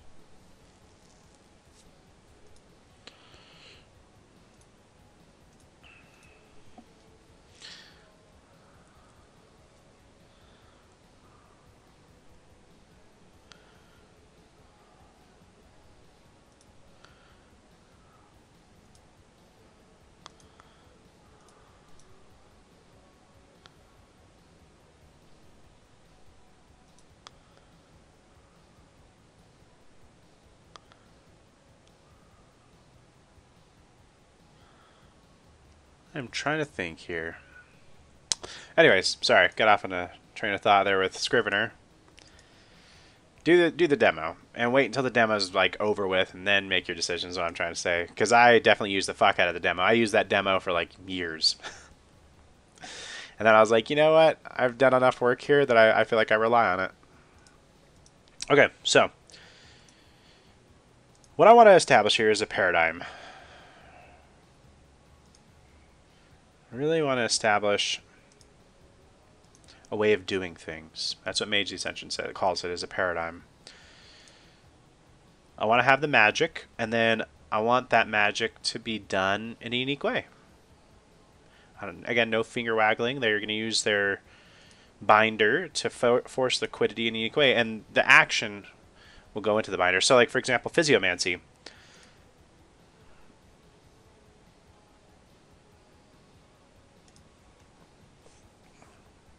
I think I need to break this up.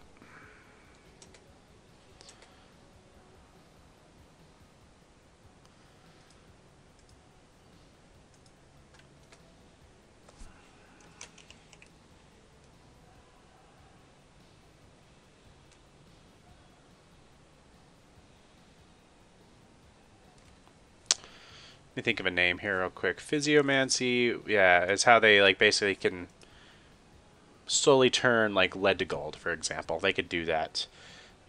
Controlling, fire, or even more than that, controlled explosions for like combustion engines, that kind of thing.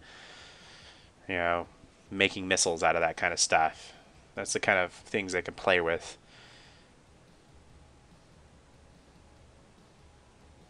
And then we have transubstantiation, which is the creation of something from quiddity. That's how they obtain really rare resources.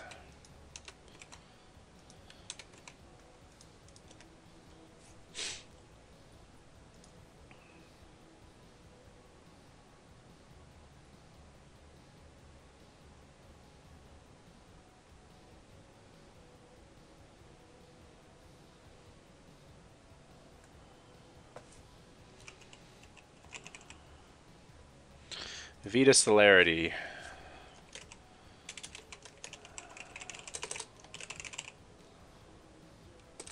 Alteration of living matter through, again, implants, surgeries, and alchemy, metallurgy, we'll say for physiomancy. These are what they use in order to... So, like, these three things are important. These areas are what they use to alter the inert matter and moving forces, whereas Vita celerity, they use implants, surgeries, and alchemy to alter living matter. It's supposed to be very painful.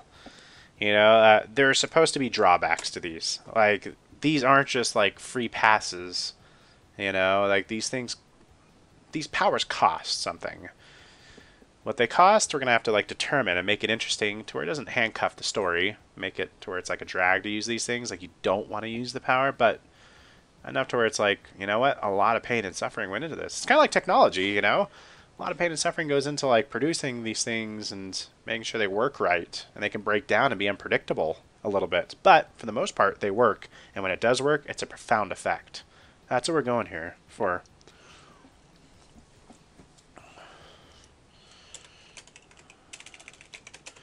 Creation of substances, energy, and life through the expenditure of quiddity. Now, there's a problem here. How do they expend the quiddity? Like over here we have implants, surgeries, alchemy, implants, surgeries, metallurgy through physiomancy. You kind of get the idea of how they do it. But over here, how do they do it? How do they expend the quiddity?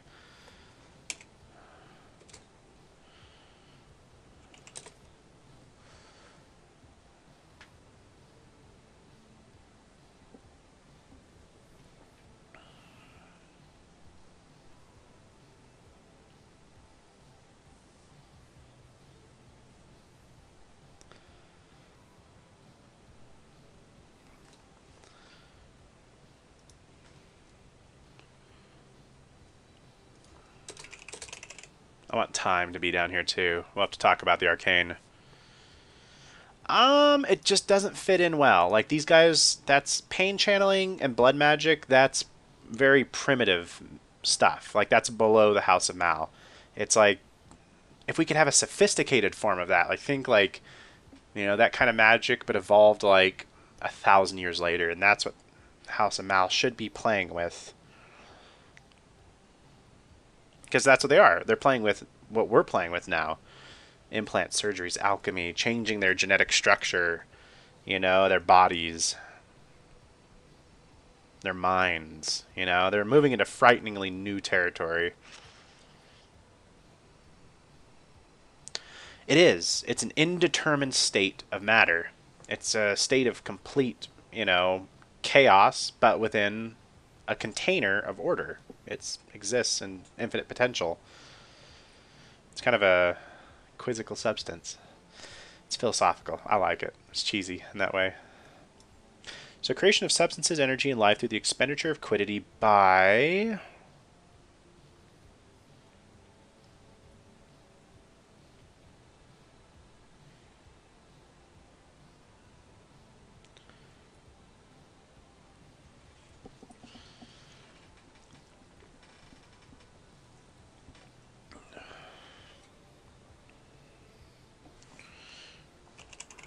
controlled destruction of substances. Like what we have, nuclear fusion, but they have to destroy things, like a great amount of something, in order to produce a little bit of something.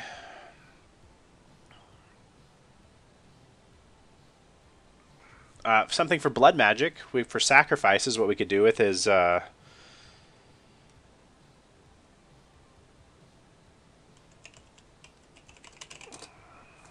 impregnating existing life with the prototype.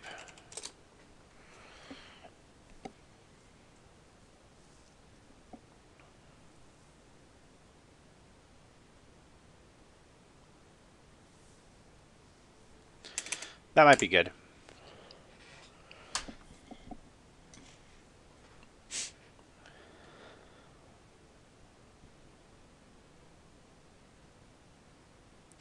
I guess we should say decomposition. They can break down like what's there.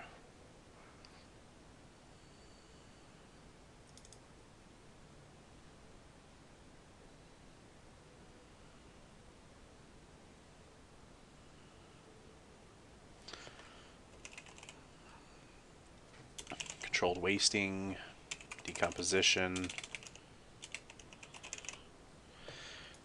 The prototype. So basically they have to like bastardize things, you know, and they produce a lot of waste, but they still get what they want, even at great cost. I think that sounds pretty cool. So the arcane, let's talk about that for a second. That's our last area, because this is how they're going to understand time, mind, and spirit. You know, the different dimensions here.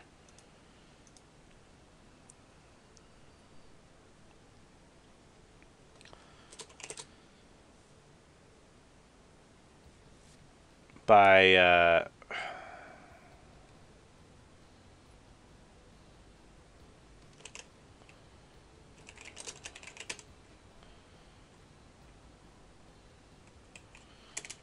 what's the plural for matrices? Matrices? Matrices, there we go.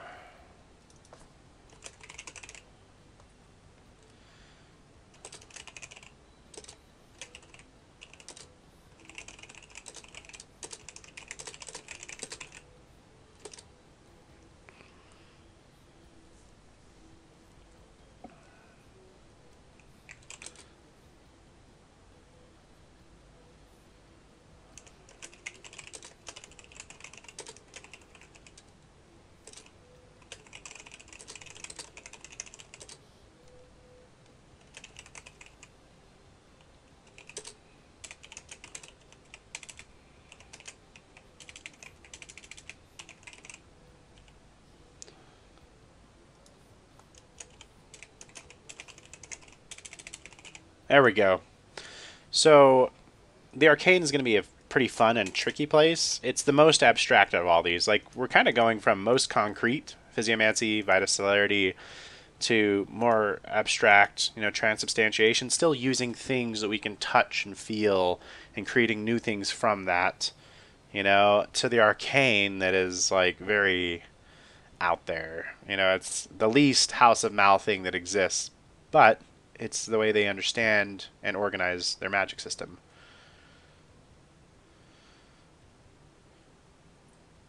Yeah, that's a great idea. I like that, Tom. But yeah, this is how they're going to understand and alter time, minds, and spirits by their organization of things in their mind. And I feel like there needs to be something a little bit more. We need a physical representation of this. That's what makes Mal Mal, you know, the House of Mal.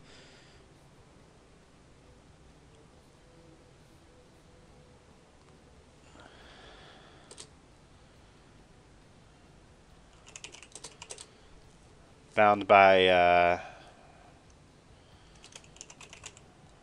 physical models. So basically, they can tie their thoughts to physical models. I need a better word than physical models, a better phrase.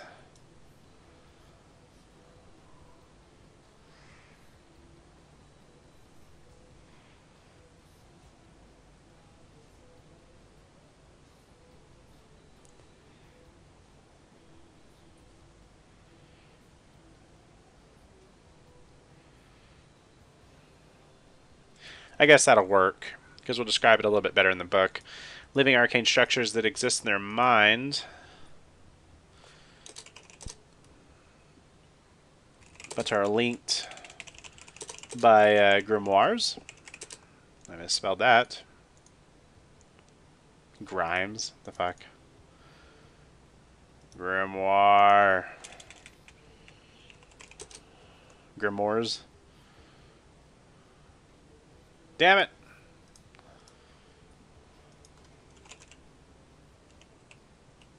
Grimoire. There we go, that's it.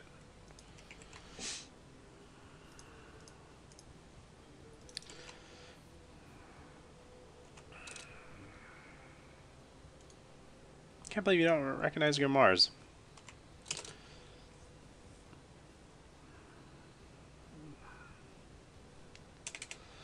And merging their collector structures multiple by like a mind meld. I mean, essentially.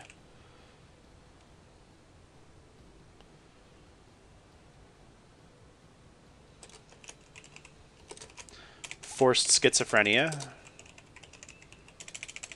You know, they must fracture their minds to combine.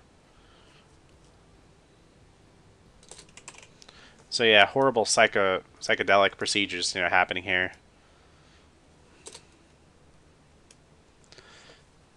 So they kind of induce madness on themselves to produce some like amazing things. So this is how they accomplish their means. This is how their magic is going to work. These are the rules we kind of have to play by. Unless they're doing like physiomancy, they cannot alter inert matter and moving forces unless they're doing so through implants, surgeries, and metallurgy. Otherwise, they cannot do it. Any effect, any spell that we want to do, you know, that will alter inert matter, dirt, rocks, you know, a sword, you know, or like, you know, wind, fire, darkness, gravity, anything, you know, like that, it must be done by one of these three things: implants, surgeries, and metallurgy. That's how our magic is going to function. That's paradigm, and that's what I learned from Age of the Ascension. I hope that makes sense to you guys. So hopefully you're starting to see it all come together now, how this house works, how they must play by these rules and these limitations, but they can accomplish so much because these are big areas they have control over.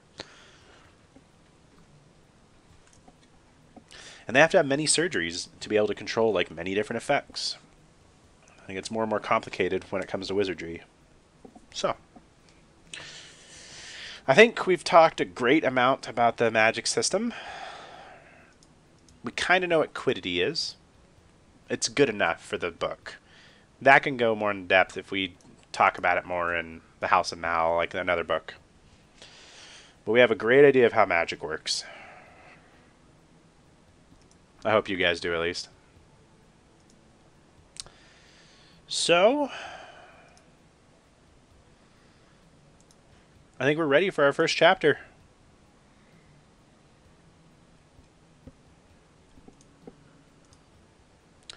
So I'm going to end the stream here pretty soon. It is getting kind of late, but not before we put down some words.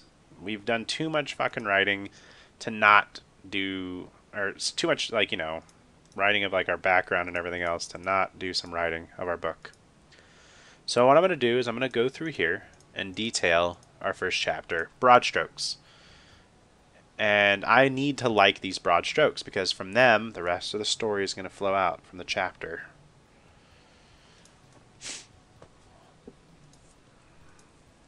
See you, Lib. Take care, man, and good luck writing your book. Maybe we can catch up sometime.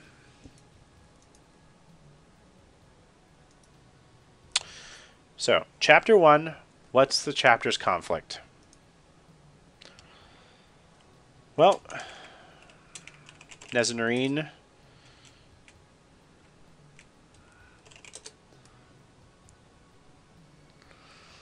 Nezzanarine's village is assaulted by a cabal led by Vikembi.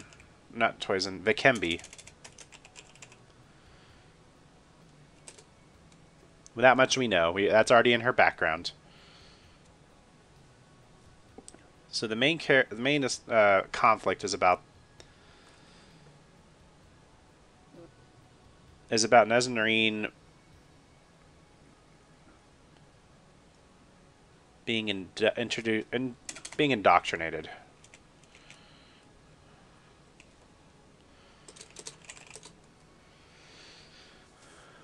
Vikembi did buy her, you're right.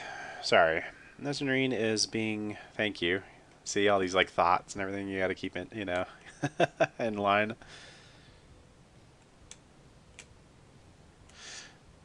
Alright, so our main conflict is this. Nezzanarine is being indoctrinated into the House of Mal. That's it. She needs to get there, you know? She needs to eventually like become part of the House of Mal. This is the first part of our big story. The intro. Nezzanarine's village is assaulted by the House of Mal. Loses her parents. Gets abducted by the sorcerer and molested, you know, like totally horribly. Molested and feels powerless. And hates Mal. That's the emotional state she's in. She hates them. She's scared of them. She's like, what the fuck?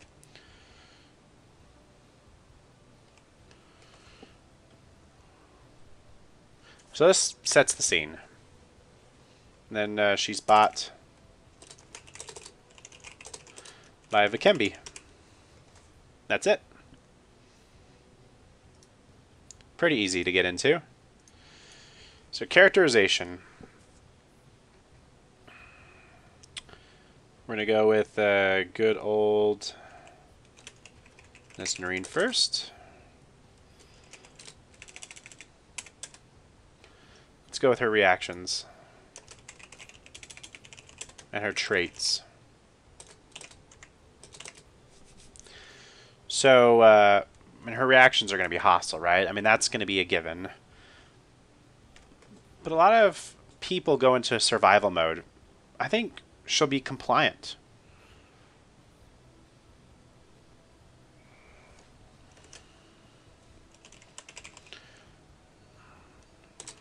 With captors, she's not a particularly stubborn person.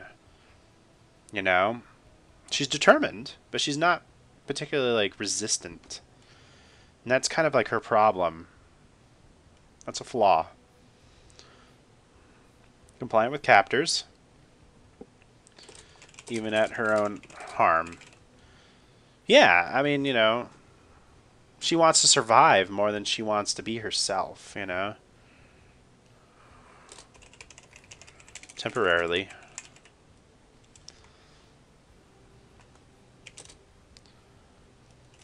Learns to love their attentions as a young girl. And tries to adopt some of House of Mal's ways. That's her reaction. So she has a shock reaction of hatred, and this is the way that she's going to develop. But that anger is going to come out of her in some way.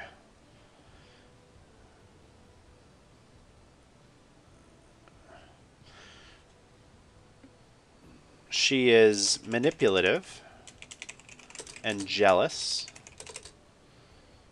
Those will come out of her. Makes Vikembi's wives concubines. Hate him and plays them against each other.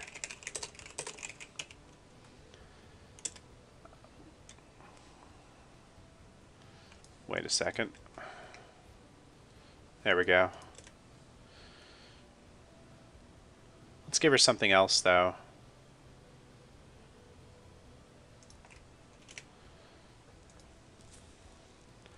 We need to show her intelligence and her ambition.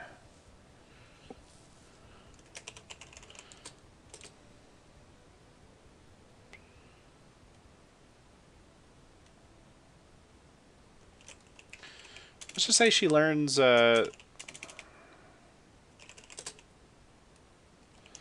some physiomancy by watching Vikembi. Or another guard, somebody. She'll learn something here. Then we have Vikembi himself, his reactions, his traits. We're keeping it very simple with the number of characters in play. Vikembi's not going to change too much. He's not going to be involved in the story. Oops. Let me just copy this, actually. And if we need more, we'll go with more, but I want to keep it as simple as we can. Hey, Gorgelin. Take care, man. Have a good one. Thanks for dropping by.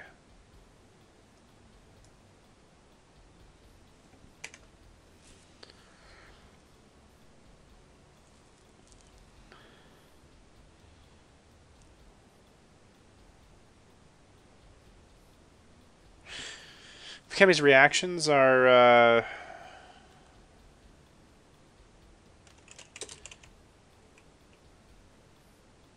he loves to parade Nezzanarine around as a trophy.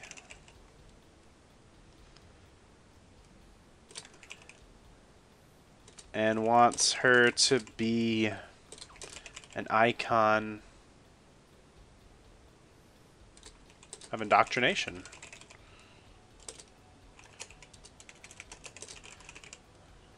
That's not so much a reaction. That's not a reaction.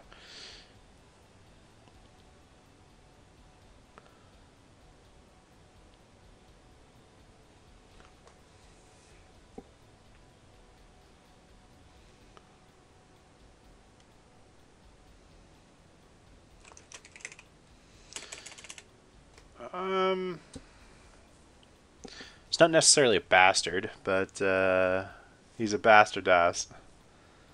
But then, like, you know, he has like a saving grace.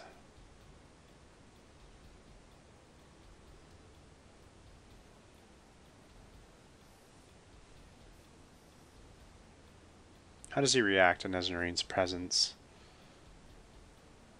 He's excited and spoils her.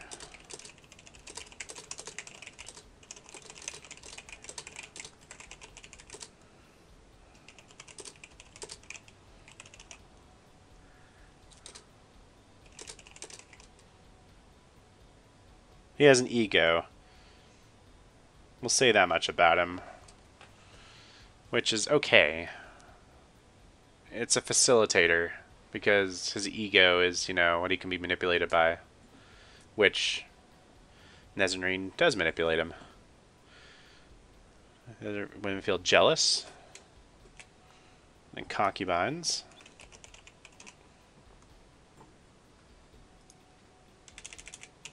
That's his reaction. Simple.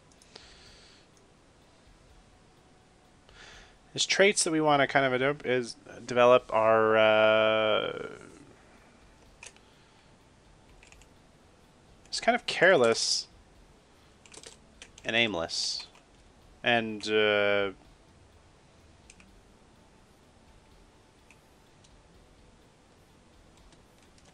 stunted emotionally. We'll say that. Parts of him haven't grown yet.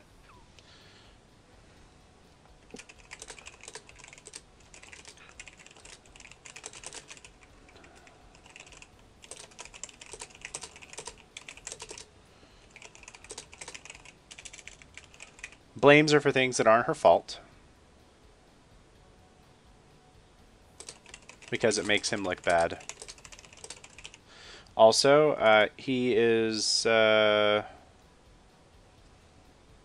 ethnocentric.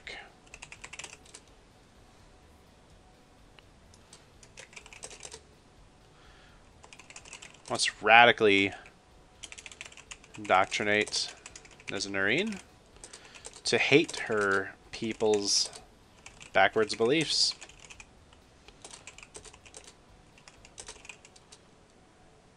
And to see just how right.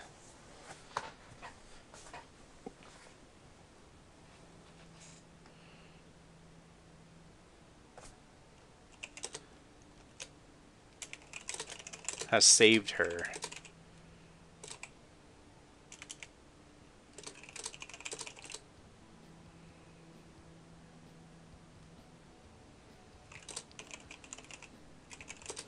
There we go. So,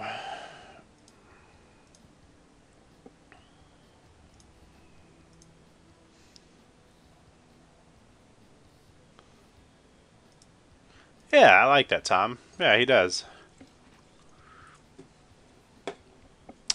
Sounds good. And he only believes that there's one right way. Mal's way. You know? The house's way. The way that he's believed his whole life. He's totally bought in. Serves as a good background. So how the conflict is resolved by sorcery and wizardry. The conflict is her being indoctrinated. And her indoctrination is a combination of Vikembi brainwashing her, you know, through like showing her like, look, your people didn't believe in anything, you know, that was worthwhile. You know, what use was like your people's belief in like these spirits and other things when, you know, we can kill by pressing a simple, you know, trigger on like our devices, like our.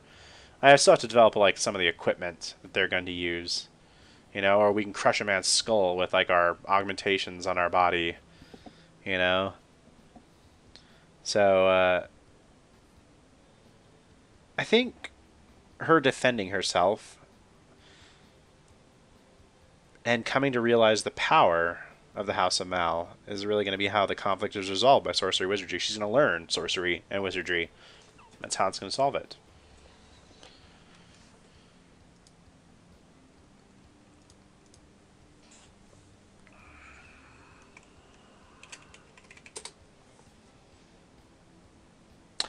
It is, and that's how she's going to adjust to the environment, by becoming a part of it.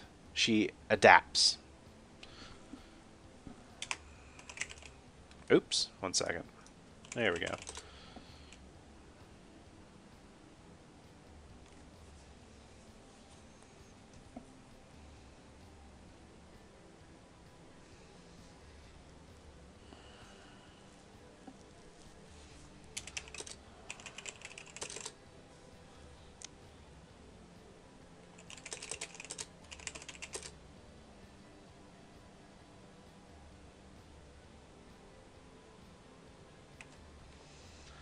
So she plans on getting revenge.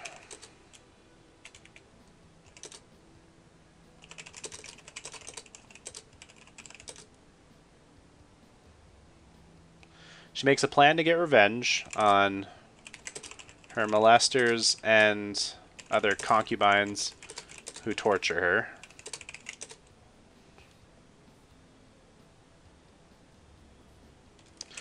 She also rejects her people as inferior because the house can offer her understanding.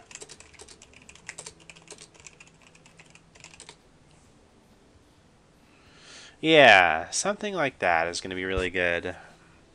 She also rejects her people as inferior because the house can offer her understanding for her power.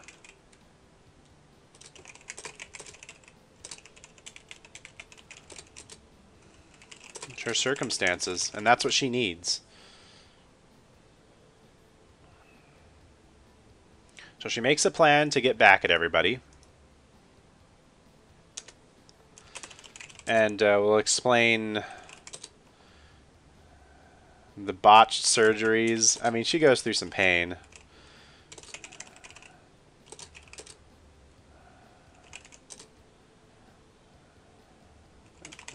She goes through to learn.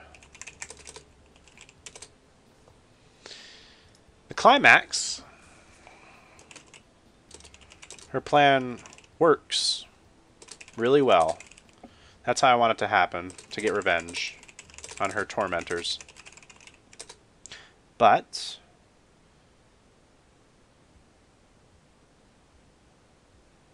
what's the twist?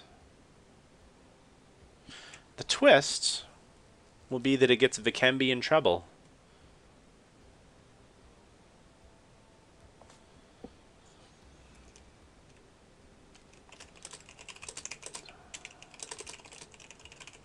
One of her tormentors was a neophyte that belonged to Toizon.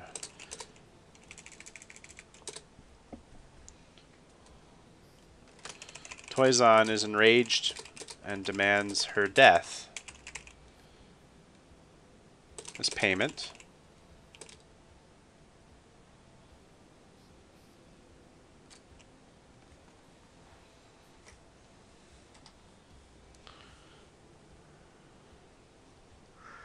Maybe. That's not a bad idea, Tom. I'm thinking, though, that we got to involve Toizon here soon. So this would be work really well. She finally gets revenge. Turns out her tormentors, that's the twist. Toizon demands her death as payment. Now we need some time to allow this to work.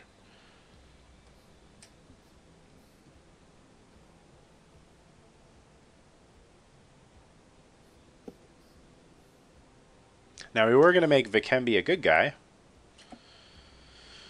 by having her defend her.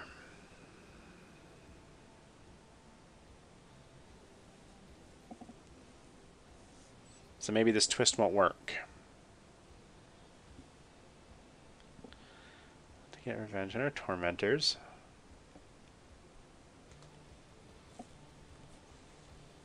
We could say it has partial success.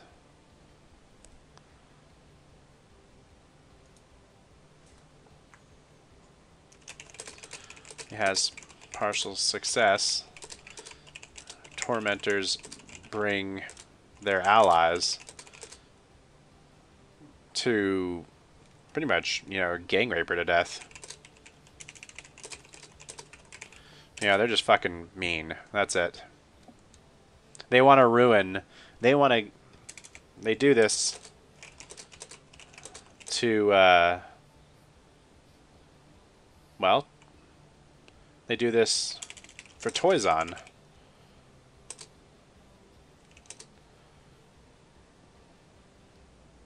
To enrage Vikembi to taking action. There's a political game being played here. It turns out one of her tormentors is a neophyte that belonged to Toizon. So we don't need to have that. Toizon is enraged, but it's only partially success. Okay, so her plan works well, but it only has partial success, as they're brought allies to gang rape her to death, which they're doing this for Toizon to enrage Vikembi into taking action against Toizon. Then we will have Vikembi steps in to rescue her and slays the rest of the assailants.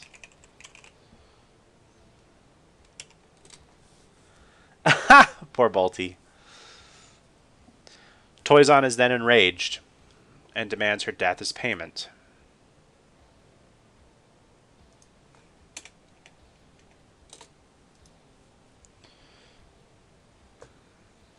So that's what happens in the climax. It's the most exciting part of the book, or sorry, of the chapter.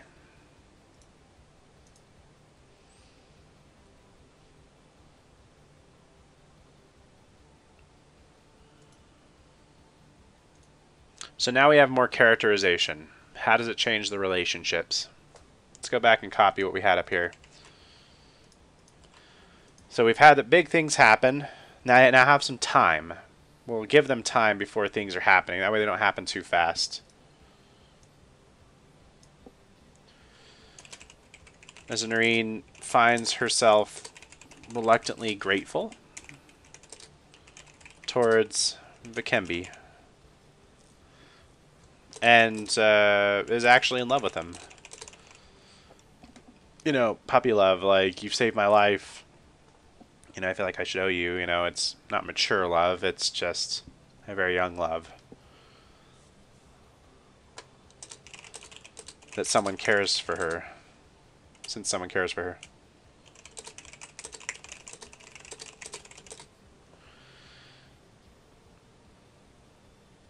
Yeah, there we go.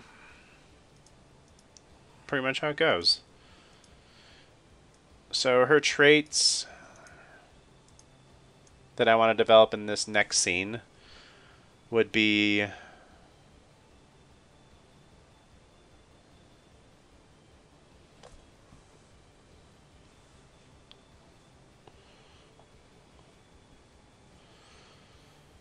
let's take a look here.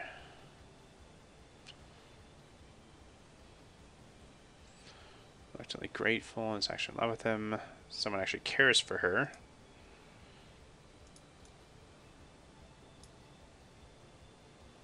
I'm trying to put my finger on it. I'm trying to put my finger on the trait that we would want to really call out. How does she act on her feelings? That's, I think, the important part.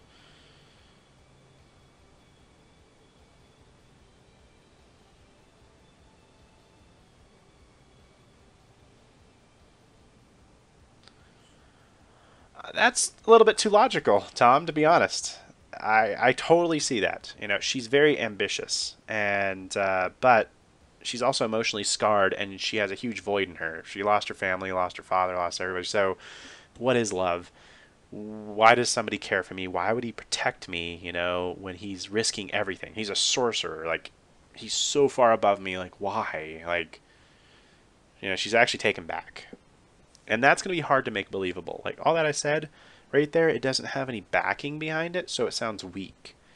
And all the writing that needs to go into that to make that sound good, if I can pull it off, I think it won't be awkward. But if it is awkward, we'll have to change it to be something else better. But I'm going to try to make it work. That's the risk. I'm going to try to take a risk as a writer here.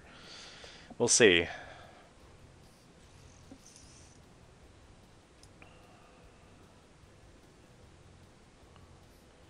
Well, think about it. A girlish fantasy. If I marry him, I can be powerful. I can change things. If he loves me, if he's sacrificing us, he must love me. It's naive. And she's a young girl, you know? This is actually filling a part of her emotions, a father figure, something she didn't have.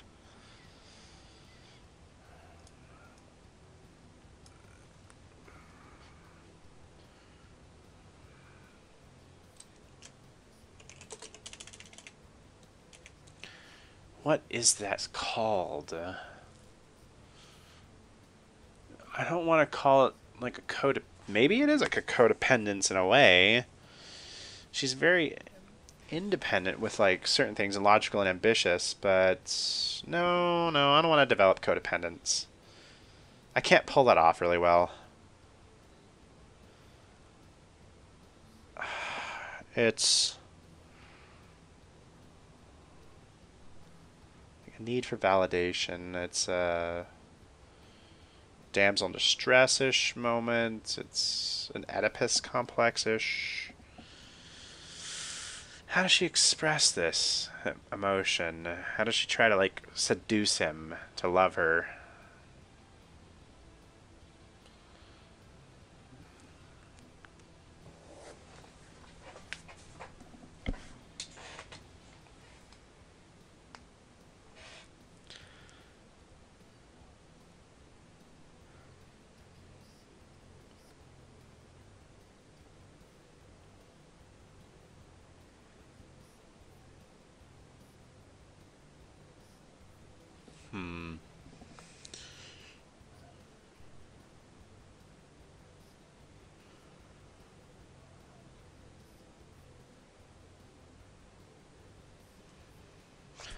Maybe I'm just trying to express her naivety.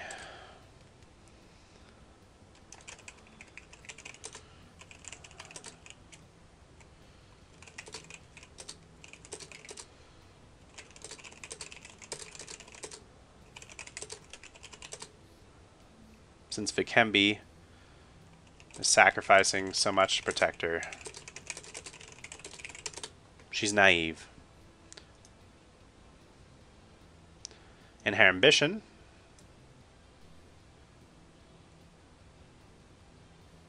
In her ambition,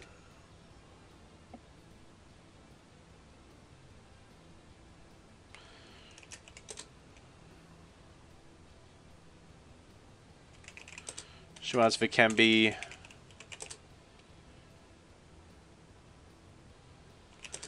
to give her a child and place her above the other concubines.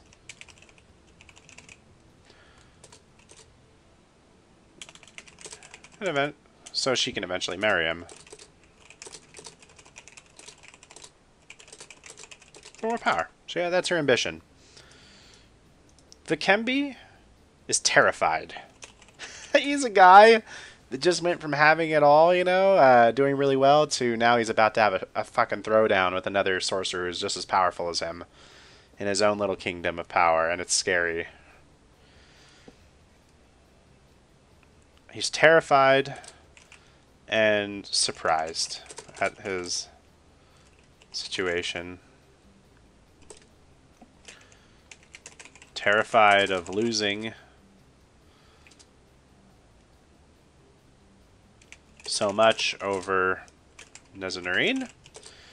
Surprised that he actually cares for the girl. More than just a puppet, you know, a doll. So we have to have some investment here.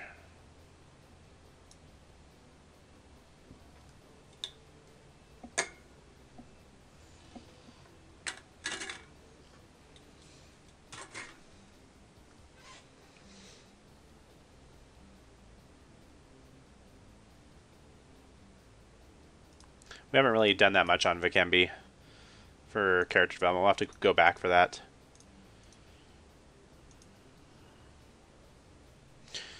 So, in the course of a chapter, he's going to kind of go from careless and stunted emotionally to a flip. That's how he'll change. Whereas Nezzanarine has changed much less, you know, than that. You know, I mean, she's gone from wanting his attention to there actually could be something there. Naivety. But our ambition stays the same, whereas Vikembi has changed kind of a lot here. He's still ethnocentric, but he's going to kind of change his carelessness here. Actually, no, we should reinforce his carelessness and stunted emotionally. He doesn't change. And that's where the surprise comes from.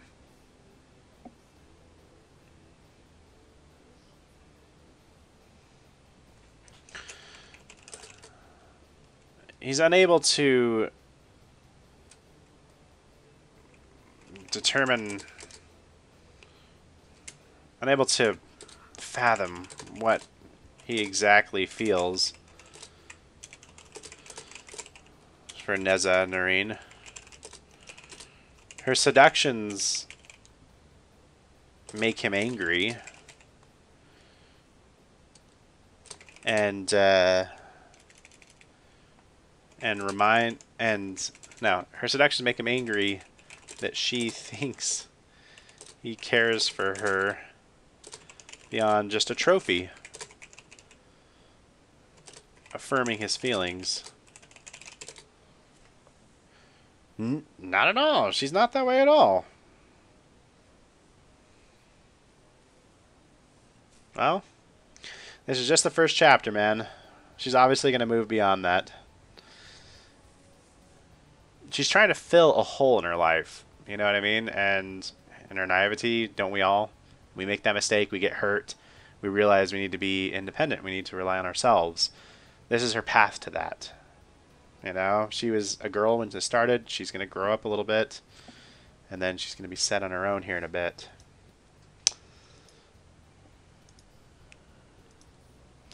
Make him angry that she thinks she cares for her just beyond a trophy, affirming his feelings.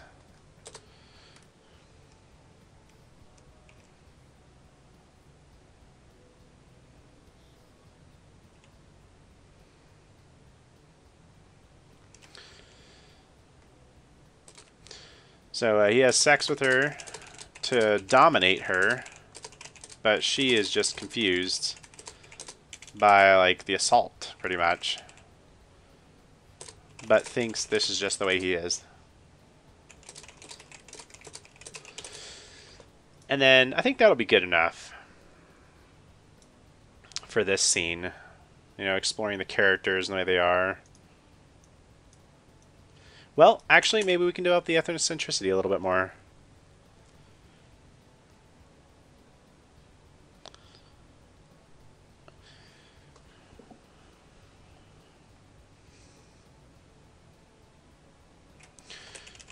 Toizon's demands for Nezzanarine's life make him want to take an action to both save himself and Nezzanarine.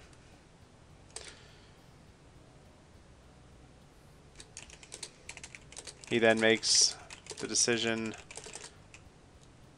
to send her into the house as a neophyte, letting her escape Toizon's wrath and saving his own face, saving his own reputation, because it punishes her by forcing her to be on her own, to survive on her own. See, there we go. Independence, right, Tom? Alright, so we have a lot of characterization going on here. Hopefully it's not too fast. We'll have a lot of this.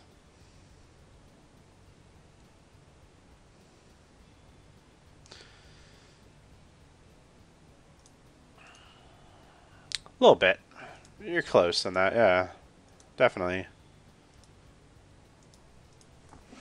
So, the denouement. This is the moment of foreshadowing, of transition, and resolution of the conflict. We tie things up.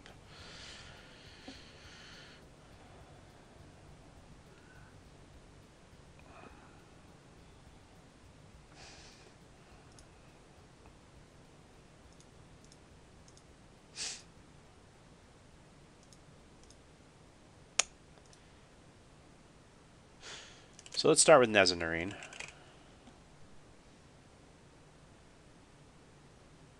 Nezzanarine is heartbroken by realizing that Vikembi does not love her.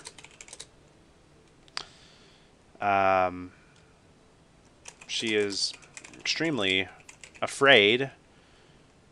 No, not afraid. She is...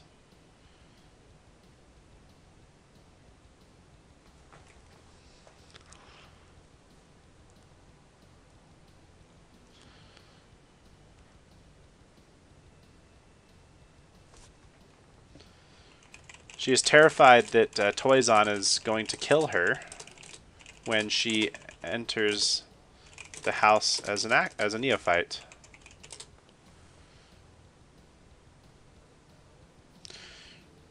Well, no. I mean, she just went from, like, you know, trying to, yeah, believe that she has a future, so, with somebody, and then now it's like everything's uncertain again, and she's all alone. You know, she's back to when she lost her parents, which is terrifying for her. She's terrified that Toizon is going to kill her when she enters the house as a neophyte.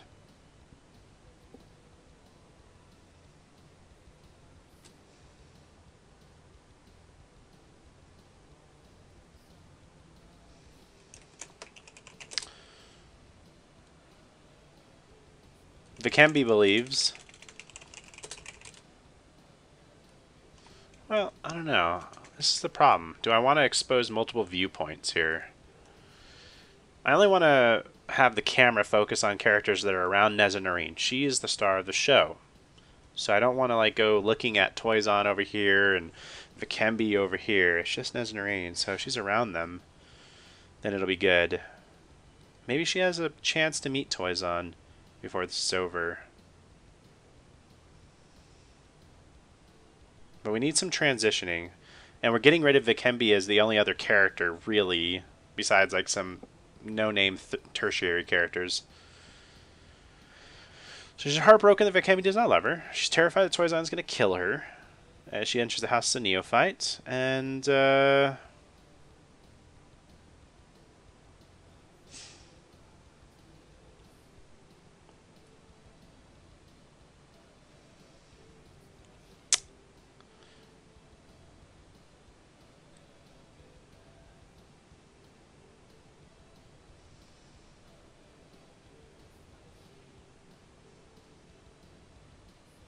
and we set it up to where Toizon actually has ambition for Vikembi. So later on, what we can do is we can use Toizon and Vikembi's animosity towards each other, because Toizon's going to now send her to go deal with Vikembi with his quiddity debt in the future. So it's perfect setup to come back. I think this is it. I think as simple as these two sentences are, that sums it up.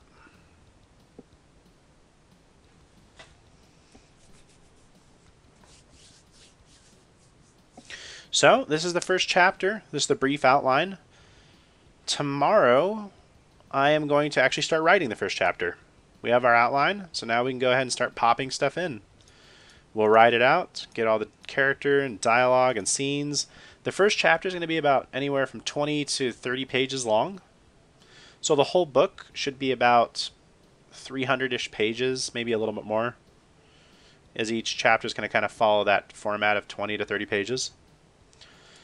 So that's what we'll do. Join me tomorrow, Mr. Ted, if you want to, and anybody else who's watching. I appreciate you guys chilling out with me. And I will see you guys all in the next one. So thanks, Tom. See you later there, buddy.